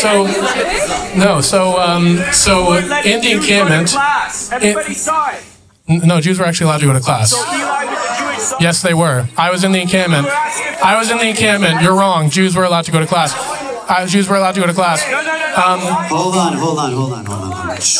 Jewish students were allowed to go to class, and there were. And on Wednesday, when the encampment was taken down, there were hundreds of Jewish students there. How about Zionists? Were Zionists led in the camp? Actually, Zionists. Yes, Zionists digging into the encampment. No. Did you let them in? You let them in. Agitators were removed. Yeah. No. Zionists. Were Zionists allowed in the camp? Yes or no? I am. Zionists allowed in the camp? Yes or no? Okay, one at a time. I know a lot of people want to talk to me. Too many people. Please. Time's up. Okay. Yeah. We're gonna. If they said yes, you wouldn't let Please stand behind that, because that's the truth. That's not true. Okay. All right. So you know what? Let me just ask a different thing here to you, Mr. Doyle. What do you think that your conduct and your encampment's conduct at UCLA would make Jewish students at UCLA uncomfortable enough so that they would be scared to walk to their class through the encampment or next to the encampment? No. Okay, did you ever experience any Jewish students expressing their fear or expressing their displeasure in it? Not to me personally. I've seen it on social media, but I've also seen people scream, "They don't let Jews into the encampment," directly at Jewish students. So the idea that we don't let Jewish students into the encampment is just absurd. All right. So listen, it's just ridiculous. It's just not true. Doyle, seriously, you didn't see Jewish people coming to the campuses and people stand in line, not speaking a word, and physically don't let them get in several campuses? Seriously? No. Because people in the audience, you can answer this as well. Did you not see Jewish students in the encampment? Yeah, but who started? Again. Who started what? Who started the demonstration? Who started to block Jewish students from going into campuses? No, wait. No. Seriously. Students were blocked from being in the encampment. It had nothing to do with their identity. All right, let's go. You got a question over there? Yeah. Milagro over there. How y'all doing? You know what? I got a question. My name is Milagro Hiawatha Jones. I just graduated today from UCLA. Congratulations. I got a question for Brother Aidan Doyle. Now, when I first came to your encampment on Friday, April 26th, I was a staunch pro-Palestinian supporter. If you look at my music video, LA Riots, that was shot with funding from a family whose son was killed by the LAPD, and they were able to help me to get their message across. You know, I've always been a supporter of what you're a part of now. And when I came into that encampment, do you know what happened to me? You guys mistook me for a Jewish student. So by mistaking me for a Jewish student, you guys physically attacked me. Lecturers, grad students, undergrad students, you guys pushed me around with open palms, and I'm an African-American student. And you done came on this stage today and brought up Zimbabwe, brought up Africa. Now you done said a lot of things about how it don't matter where you was born at. But I know in my hood, in South LA on 48th and Compton, when we did something, they was shooting us with bullets. When you guys came up against the police after you assaulted Eleanor, beat her unconscious, and that's when the community came to approach y'all, y'all got hit with rubber bullets and you got a citation. Let's be honest. So my question to you is this. If you say that your movement was peaceful and your movement was about Palestine, then why was y'all assaulting black students? White men like you. Why was y'all attacking us?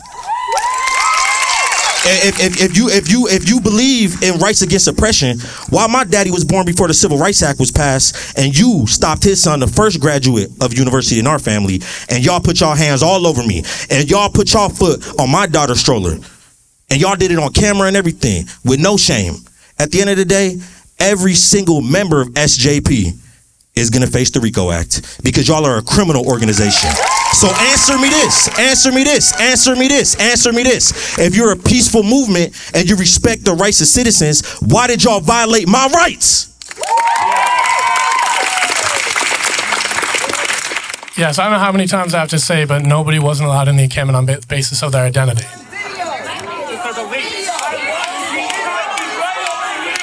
Yeah, you can say whatever you want. It's not true. You would ask students before they walked into the library if they believe that Israel has the right to exist. And if they said yes, you wouldn't let them in. And we have proof of that. No, there are actually many people in the encampment who have a wide variety of views. Incorrect, and that is a lie. And everybody here knows it, and you know it. You know it's a lie. No. I was actually in the encampment. And I talked to people. Well, if you want to listen to what I'm going to say, you can stop yelling. Stop yelling, please. Oh, okay, we've heard you. We've educated. It doesn't fit your narrative right now, but that's the truth. It's uncomfortable. Ma'am, we got your point. We got your point. Thank you. We got your point about 15 minutes ago. Okay. No. So as I said, there's a wide. Mr. Doyle, hold on a second. I think we've got yours.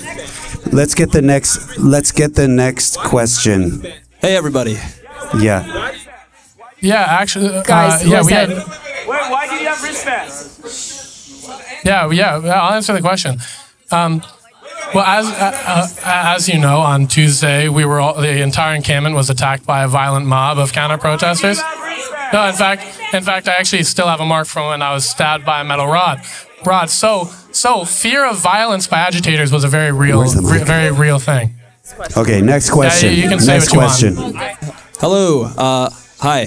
We can just. Yeah, actually, we didn't give Mr. Doyle a chance to respond because a lot of stuff was going on. But Milagro said something.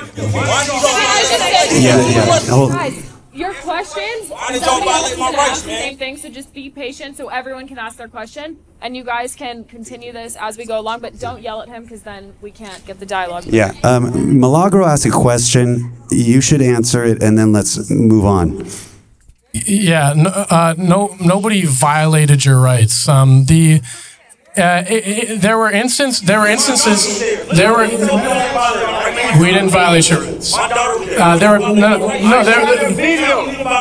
I've literally told you like 5 times already. You can sit down now. What? Yeah. So people were removed from the encampment. It was because of the fear of agitation, and we actually saw that agitation when men and women in the encampment, college-age students, were throwing firecrackers at, were assaulted. Okay, hold on though. You're not answering his question. His question was about what happened to him and his daughter, his 9-year-old daughter. Let's ask. No firecrackers have been thrown. Day 2 of the encampment, y'all started violating my rights. Friday, April 26th. People were removed from the encampment because of fear of violence and agitation. That's why. No, but what do you? I want you to respond to what he's saying. Are you just denying that what he said? Are you denying what he said? No, I said people were removed from the encampment.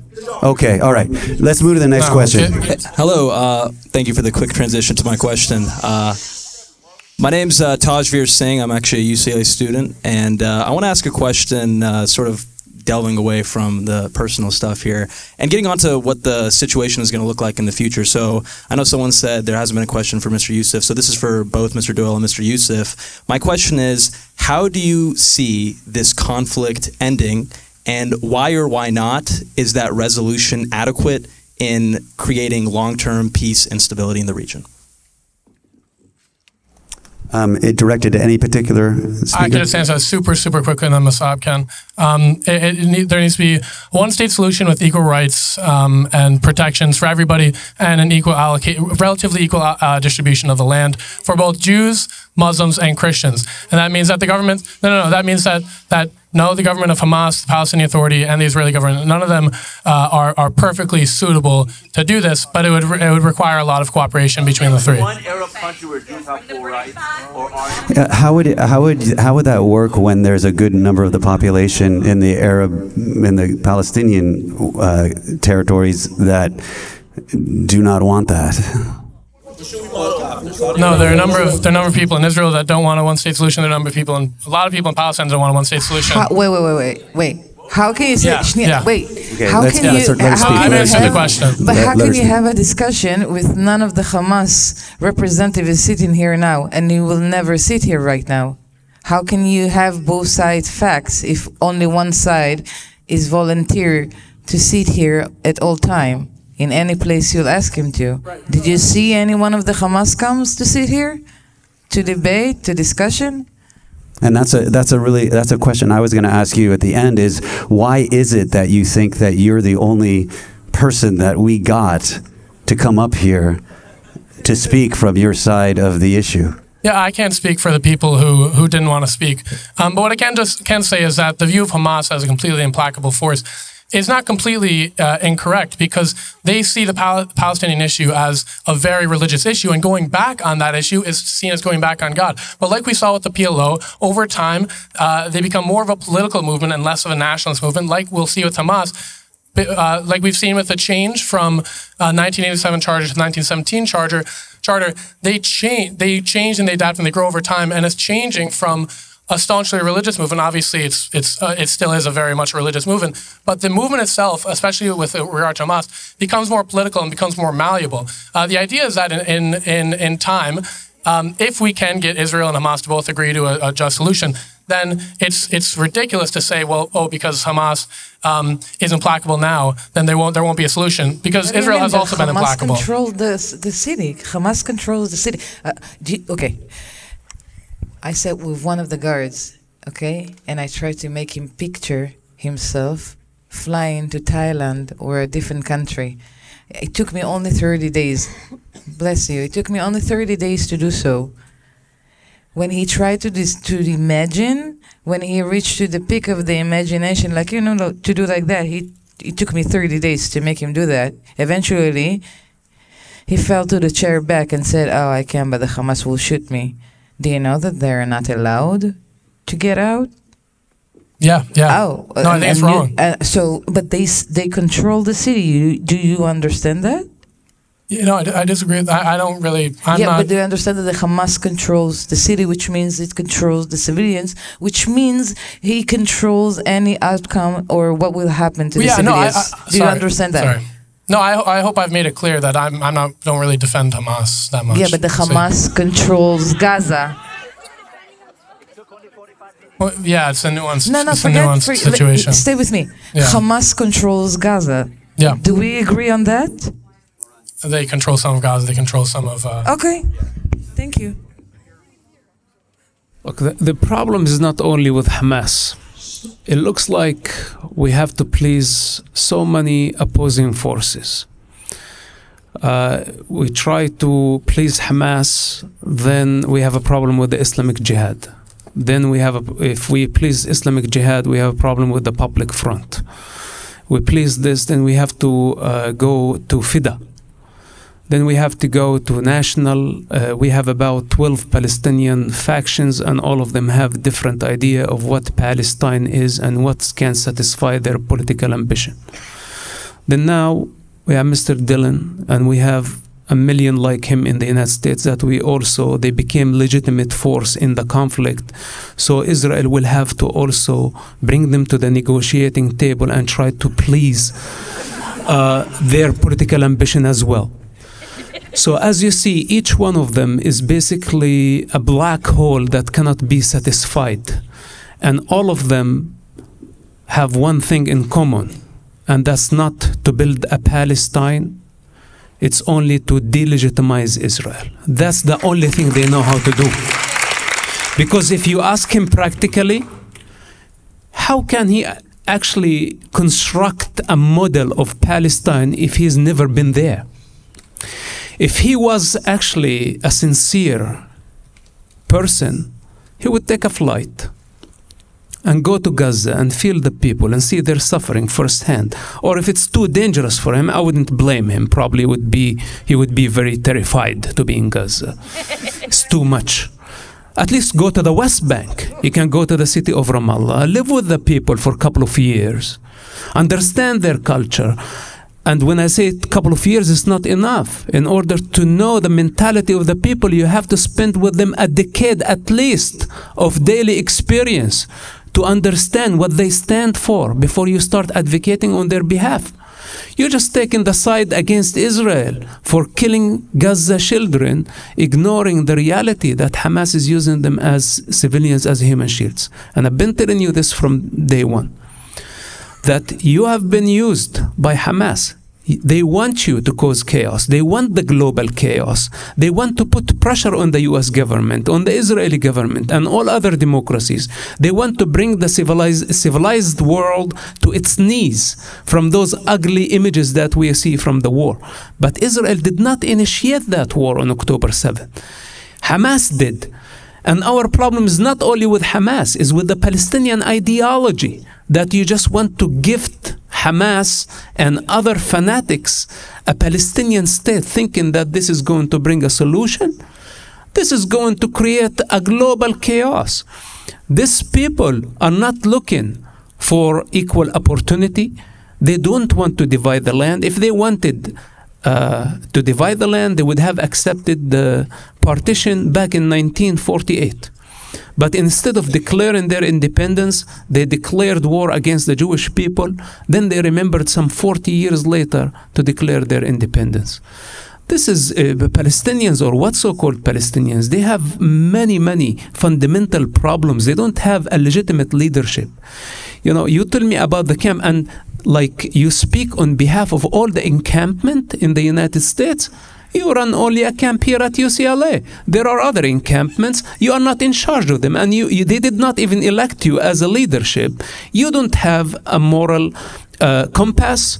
You don't have an objective out of this thing. You're just going in a revolution for the sake of revolution. Intifada, intifada.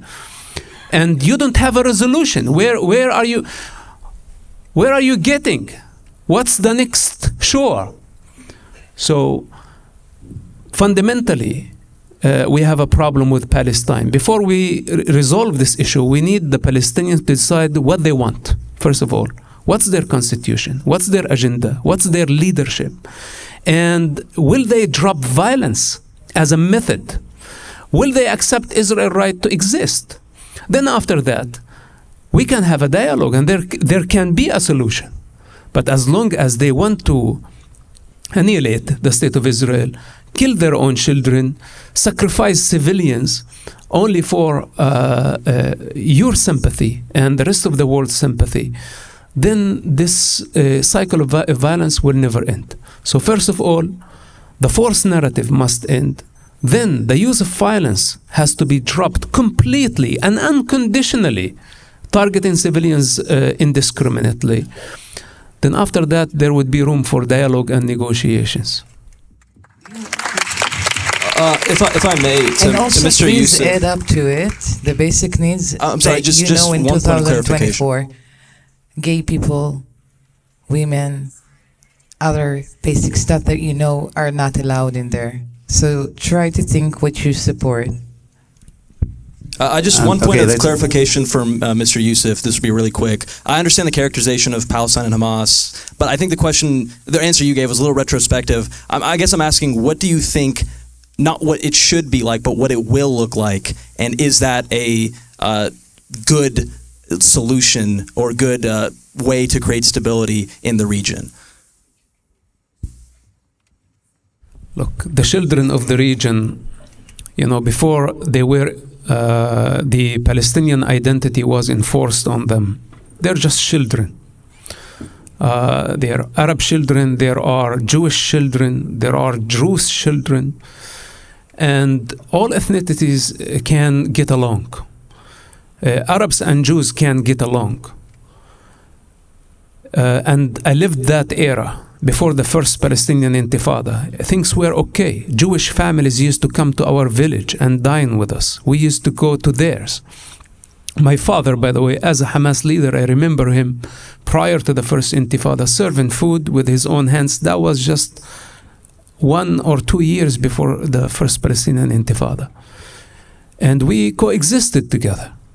There was no checkpoints, there was no wall, there was no stabbing. But then the Intifada came, and this is when everything changed. So in my opinion, if the Palestinian violent ideology and of Intifada, of violence, of globalizing the Intifada, of delegitimizing Israel, of canceling Israel's right to exist, if this nonsense is dropped eventually, I think Arabs and Jews can get along. But first we have to drop the ideology, and this is where I have my problem, my fundamental problem. What is Palestine and what is the purpose of Palestine? If you want to talk about security, there could be a peacekeeping force. It does not have to be a militia carrying big guns to just secure the cities, make sure that the women and the children are safe. Then we can invest in economy and we can invest in education. And it does not have to be a state at all. You know, for example, they can have the name of a state. Take, for example, the Vatican. It's a state without borders, but it's one of the most powerful states in the world. And Palestinians don't have to control the borders and have an army and become existential threat to the state of Israel. So my personal opinion, there have to be a transitional period where what so-called Palestinians or Arabs are put to test, that they are able to coexist with Israel. And after that, we can do it step by step towards total cooperation between the Jews and the Arabs. The only threat in the way, and this is my concern, is the Palestinian ideology. Moran, do you have a thought on that, on the future? I don't think we can talk about future when we still have brothers and sisters inside. And I'm a person of coexistence. Like I said, please, really, we want us to respect us all equally. I can talk about peace, and I'm a peace seeker. When I have literally brothers and sisters sitting down on mattresses, not seeing daylight for over almost 300 days. So I think that after our hostages will come back home, our people will come back home, there is a possibility to speak about freedom. And I'm here to say one thing and one thing only about that. If you keep repeating the same lesson with the same outcome, it will repeat again and again and again and again. That's how history repeats itself. That's that easy. If you want to change something, change your ways. Because what you're doing now, I'm sorry to say, this is exactly what the Hamas told me inside. And if you go and hear my interviews on Google, you will hear the exact that. Hamas woke up every morning and say, I have no emotion. My holiness is to kill and be killed. When I asked them, because we were in houses, when I asked them, say, is this house belong to a family? And he said, yes. So we took their clothes. He said, yes. So we took their food. He said, yes. So I said, so how is it different that what you say is happening to your people? Oh, they don't care. They take their own houses of their own people. You can't educate people with the same lesson, with the same outcome every single time. You want to make a change? Change your ways. Choose something different. So, thank you, Moran. Are there any people who support pro-Palestinian movement in the audience that would like to ask a question? Yes. We need a microphone over there.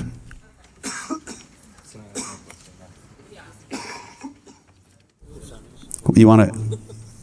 Yeah.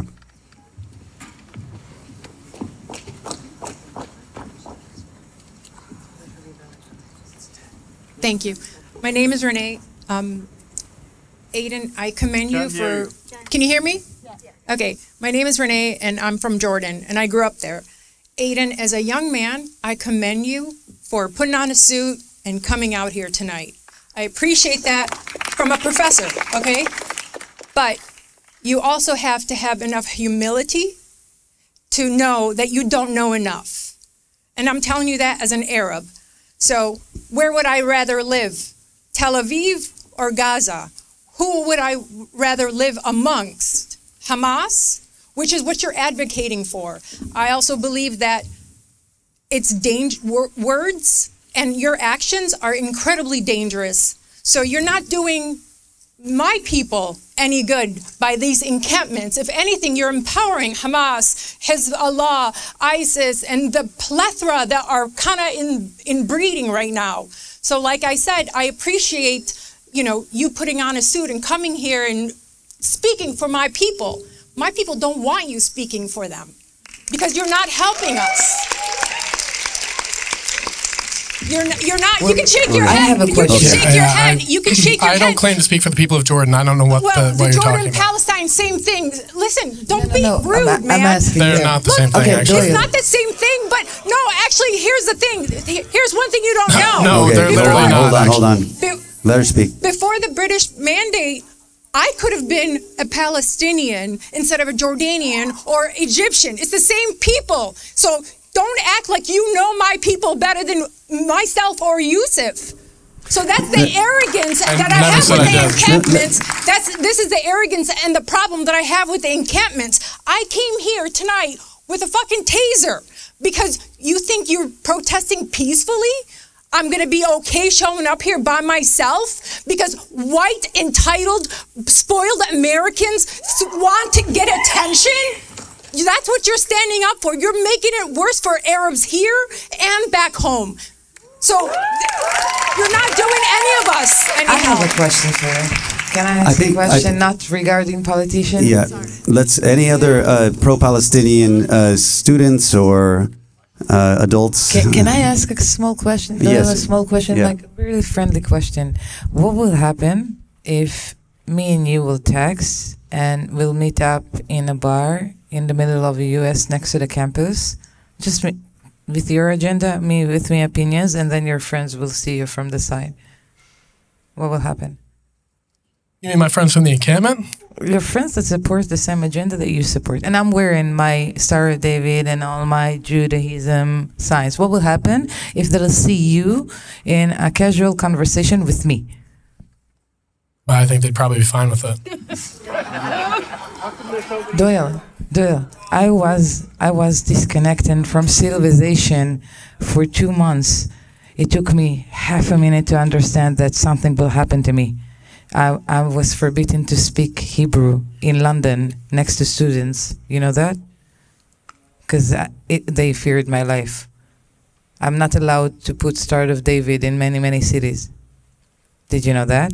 That's wrong. That shouldn't happen. But it happens because students support it. I'm not afraid I don't support. Well, you're talking to me. I don't support that. Okay, so Doyle, let's meet up tomorrow in your campus. Yeah. Next to the people. Aidan, you want to meet with her? Yeah, sure. All right, great. That's progress. Any pro-Palestinian people here that would like to speak? I am not self-described as pro-Palestinian, but I am pro-human rights. So okay, I'm going to ask that's this question good enough for regardless. First, I would like to say Baruch Hashem for your safe return, and we are very happy to have you here with us. I would also like to thank Mosab from the bottom of my heart for being here as well. You've been a great voice for the Jewish people, and we appreciate you. After reading your book, Mosab, I learned that even the most radical people can be de-radicalized. So in the face of bigotry and anti-Semitism on college campuses and across the world, how do we go about de-radicalizing more people like Mr. Doyle?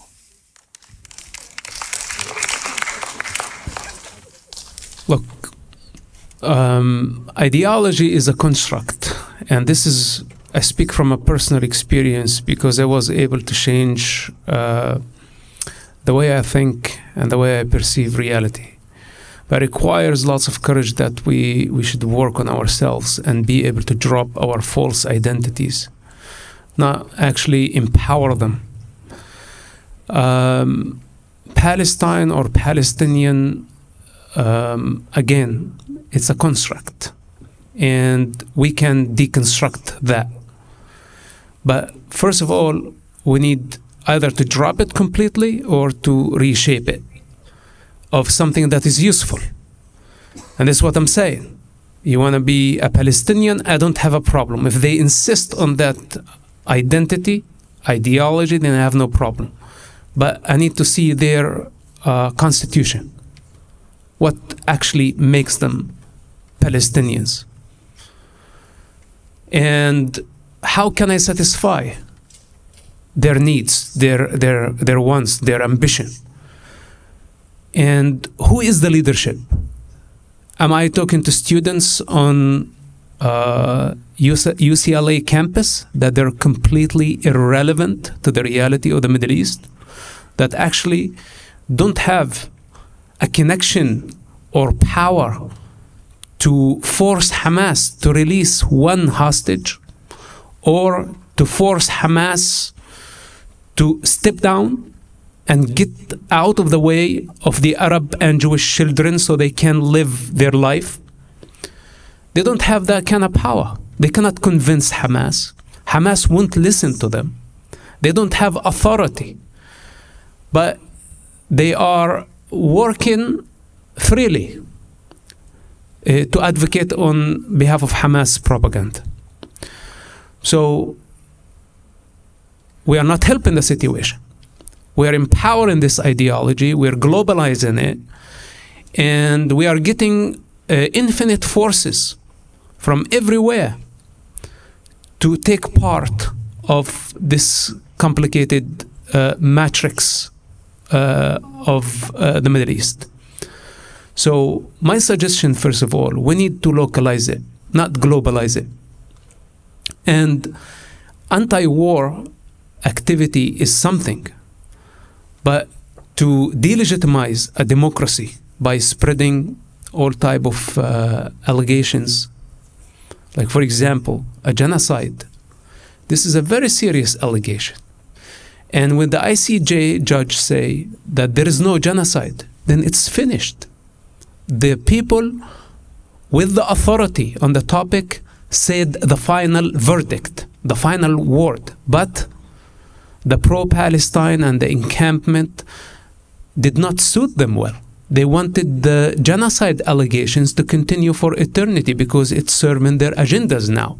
So I'll have to meet with every force that came to join the cause, the angry cause. How can we solve the problem? We will never be able to solve the problem this way. So we need to localize the problem. Enough. We don't want to globalize it. And we need the people of the region who has the authority to decide for themselves. I think today the Palestinians came to realize that violence is a dead end. What Hamas did, a momentum of 36 years of violence, what they achieved, the destruction of Gaza and the suffering of so many civilians, innocent children. Now they realize, I think, that this is a dead end. They're going nowhere. And I think this is the best education. Later on, I hope for the Arabs of that region to elect and nominate a reasonable leadership that cares for the future of the children. And not to get them involved in this vicious cycle of violence by giving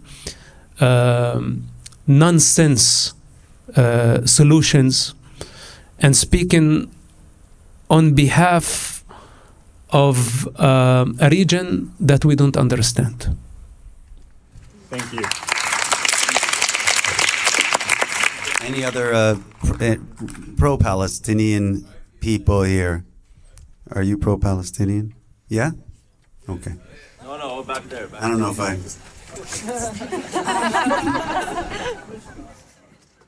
Hi, my name is Yahya, and I've seen war. Question for Doyle. I know you represent yourself, but as you know, most Palestinians do not accept a Jewish state in any border. Why could there be 22 Arab states, 49 Muslim states, but there can't be an Armenian state, nor Kurdish state, nor Jewish state, which are minorities in the Middle East? Do you see yourself as being moral for only one type of people? No, I think I made it abundantly clear that the solution that I see... If you're representing yourself, then what are you doing representing the Palestinian cause? Like, you're not part of the Palestinian cause. No, I only represent myself. Does not want a Jewish state from the river to the sea. Why are you representing a group of people that are totally object to your opinion? What do you? No, they don't. I think there should be one. I think there should be one state with equal rights for everyone. That's my solution. No, what he's saying that the Hamas and the Palestinian want to eliminate Israel. That's what he's saying. The Hamas, the agenda of the Hamas, which is true, it's saying it daily.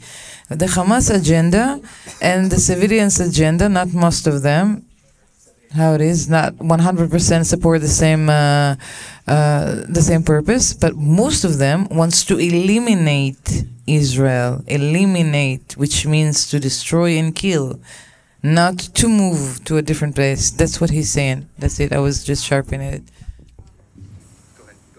Yeah, so I guess the premise of the question is that many Palestinians want to destroy Israel. I think no, it's no. So a political situation in which the current state of Israel and the current state of Palestine, in whatever forms that they have taken up as of right now, don't exist, does not mean that you want to kill everyone in the region or kill all the Jewish people or kill all the Palestinians. And I think that when Netanyahu says that he doesn't believe in a Palestinian state, I don't take that to mean that he wants to kill all the Palestinians. Just like when Hamas in their charter says that they don't believe in a Jewish state, I don't take that to mean that they want to kill all the Jews. But if we don't support it, then how you guys screaming intifada? No. All right. Okay. Yeah. So the 1987. Yeah. Yes. The 1987. Ma'am, the 1987. please. Sorry, I have the microphone. Mr. Doyle, and I've waited for a really long time. We Can I gotta ask wrap it up here. All right. We heard what you said. I'm here with the microphone, sir. Can you sit down, please? Hold on. Don't see with open eyes what's going on in the Middle East. It's not Palestinian and it's not Jews, it's Iran. Yes. And please, let's just put on the table and put the money everywhere to destroy the Jews, because the Jews is the little ones, and then they'll go after the Gentiles, then they'll go after anybody. They'll go after you. As Iran has mullahs that support the creation of the Muslim world to be Muslim, will have always a problem. I've been in the West Bank. I served in the West Bank. I have nothing against Palestinians. Now I have something that you have to realize. And if you don't realize, you've been sponsored by Qatar, which is sponsored by Iran. Until you finish this mullahs running the world, we'll have a problem. I don't care what anybody says. Palestinians themselves are peaceful people. I'll be the first one. I deal with them. I do business with them. As long as Iran agitates, and agitating means money, support the extreme people, will have a problem. UCLA, Maybe you should direct your question. I'm sorry. I've got my microphone. I've been waiting. I have an important question. This is for you, Doyle. This will be the last question for now. Yeah, thank you. We can do more of these if you want. Okay. So, I'm not sure if you're aware of this, but since about 2018, there have been settlements of Palestinian families in Afrin, which is the part of Kurdistan that's occupied by Syria. And this has been a part of a movement to Arabize the region and to decrease Kurdish presence there. And it's been with financial support from the Palestinian Authority and other Arab states. And this is just one very recent example, but I'm curious why you don't take into account Pan-Arabism as an ideological movement of ethnic and cultural hegemony when you're discussing the things that are prolonging the conflict and what that means and has meant for minorities of the region, and how that has been a fuel for the ongoing resistance to any minority independence or sovereignty, including Jewish. Yeah, good question. So, well, the establishment of settlements in any region that results in the ethnic cleansing of that people, whether it's Kurdish, whether it's Palestinians, whether it's anybody, is something that I, in principle, don't agree with. So I don't agree with the creation of settlements in order to ethnically cleanse the Palestinian region. But if you're going to ask about Pan-Arabism in the context of the Palestinian, the Israel-Palestine conflict, well, it's completely contradictory towards both the Palestinian Authority and Hamas. It's contradictory towards Hamas because Pan-Arabism is in complete contradiction to any sort of Islamic state, and it's in contradiction to Palestinian nationalism. Is the Palestinian flag identical then to the flag of the Kingdom of Hijaz, to the flag of the Ba'athist movement? And what are the symbolic representations of that flag? So if you're going to say that it's a completely distinct and independent nationalism, then I want to know how you explain its overlaps with other Arab nationalism. Yeah, so the idea of a nation is, as I said earlier on, it is not whether you want to say that Palestinians are the same as Jordanians or the same as Lebanese. Well, nations are not actually created based on ethnic lines.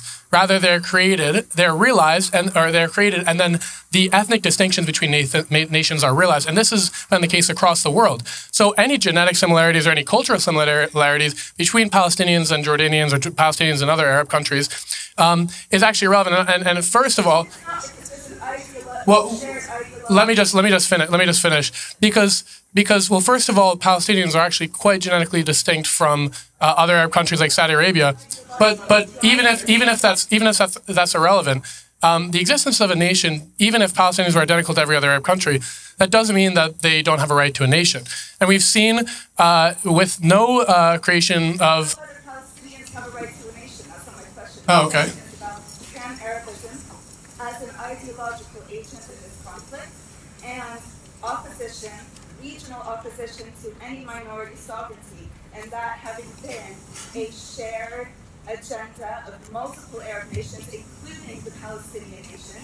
And this is consistently brushed away, ignored, in order to paint Zionism as an ideological agent against a sort of organic, natural desire for nationalism, which is what the Palestinians do. Yeah. So if Pan-Arabism was the dominant, well, for one, Pan-Arabism as a dominant ideology largely died out in the 60s and 70s. But if you're asking about, well, as a dominant, yeah, the Hamas chart is in complete contradiction to Pan-Arabism. They're literally ideologically completely distinct from each other. It's impossible for Pan-Arabism to exist and the Hamas Islamic Charter to exist. But on the question of yes, I'll answer your question. If Pan-Arabism was really as dominant as you said, then the existence of Lebanon as a nation, as Jordan as a nation, of Saudi Arabia as a nation, they wouldn't exist. All right, thank you. Okay, this woman's been very patient and really persistent, so I'm going to give her a quick question. This question is for the both of you. What does from the river to the sea, Palestine will be free, and intifada, resistance by all means necessary, mean to the both of you? And also, would you be able to tell me what the gender apartheid is in all of the neighboring countries around Israel? Gender apartheid towards women and the treatment of the LGBT community in all of the Arab countries besides Israel? Would you both be able to tell me? I want both of you to answer these questions, please. Thank you.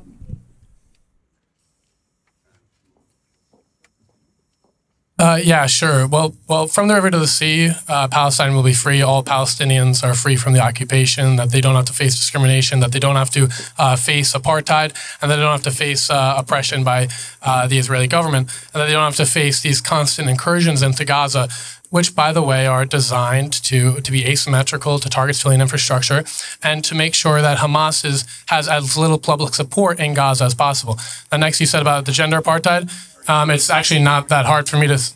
It's not that hard for me to say that women and men should have equal rights in every country. No, but it's not up to you. Let her. The gender apartheid and the treatment of LGBT in every country besides Israel. Would you be able to tell me what you...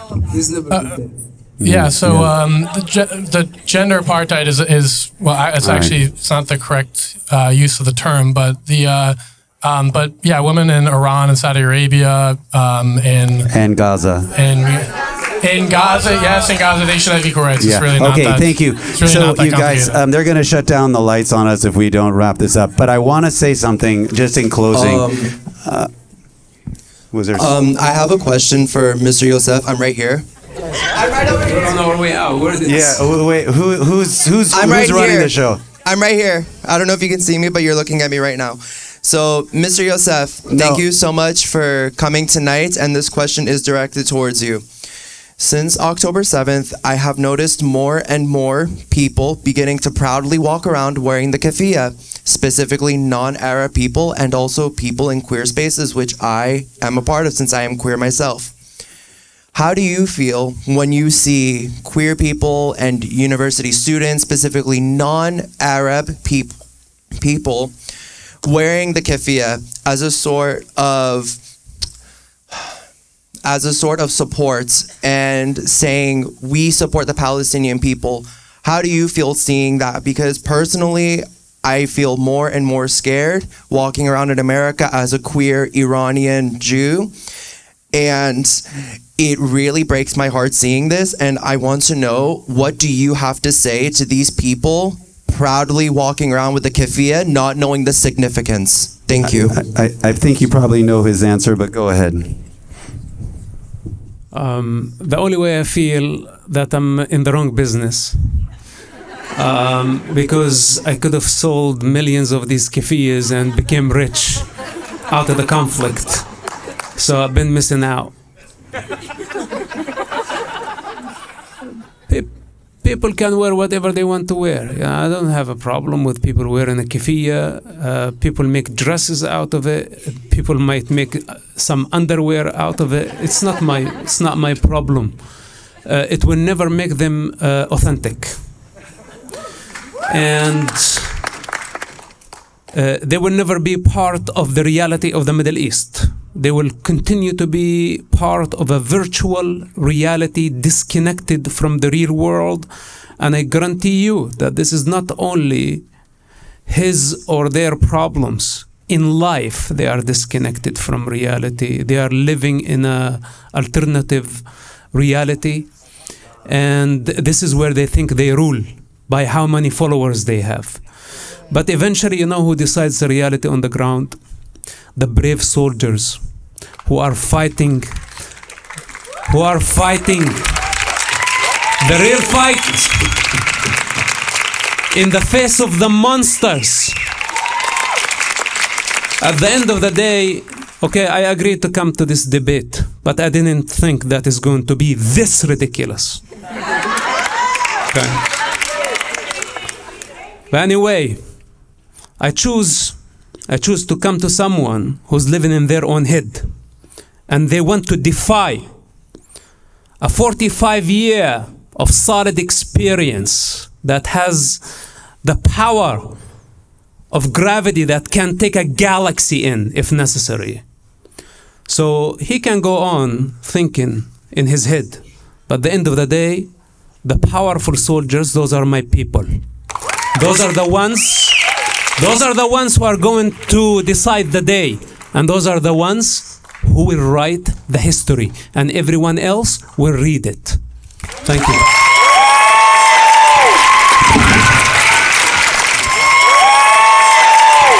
Guys, I love you, and I am sorry that this was very offensive. Wow, what a situation. Whoa. That was sickening, like literally sickening. This, guys, wow. Let's sit somewhere where we're not totally exposed. Yeah. God bless you, brother. Thank you. Have a good night. Hi. Okay, can we please just go? Thanks. Head to your drop-off at Beverly Wilshire.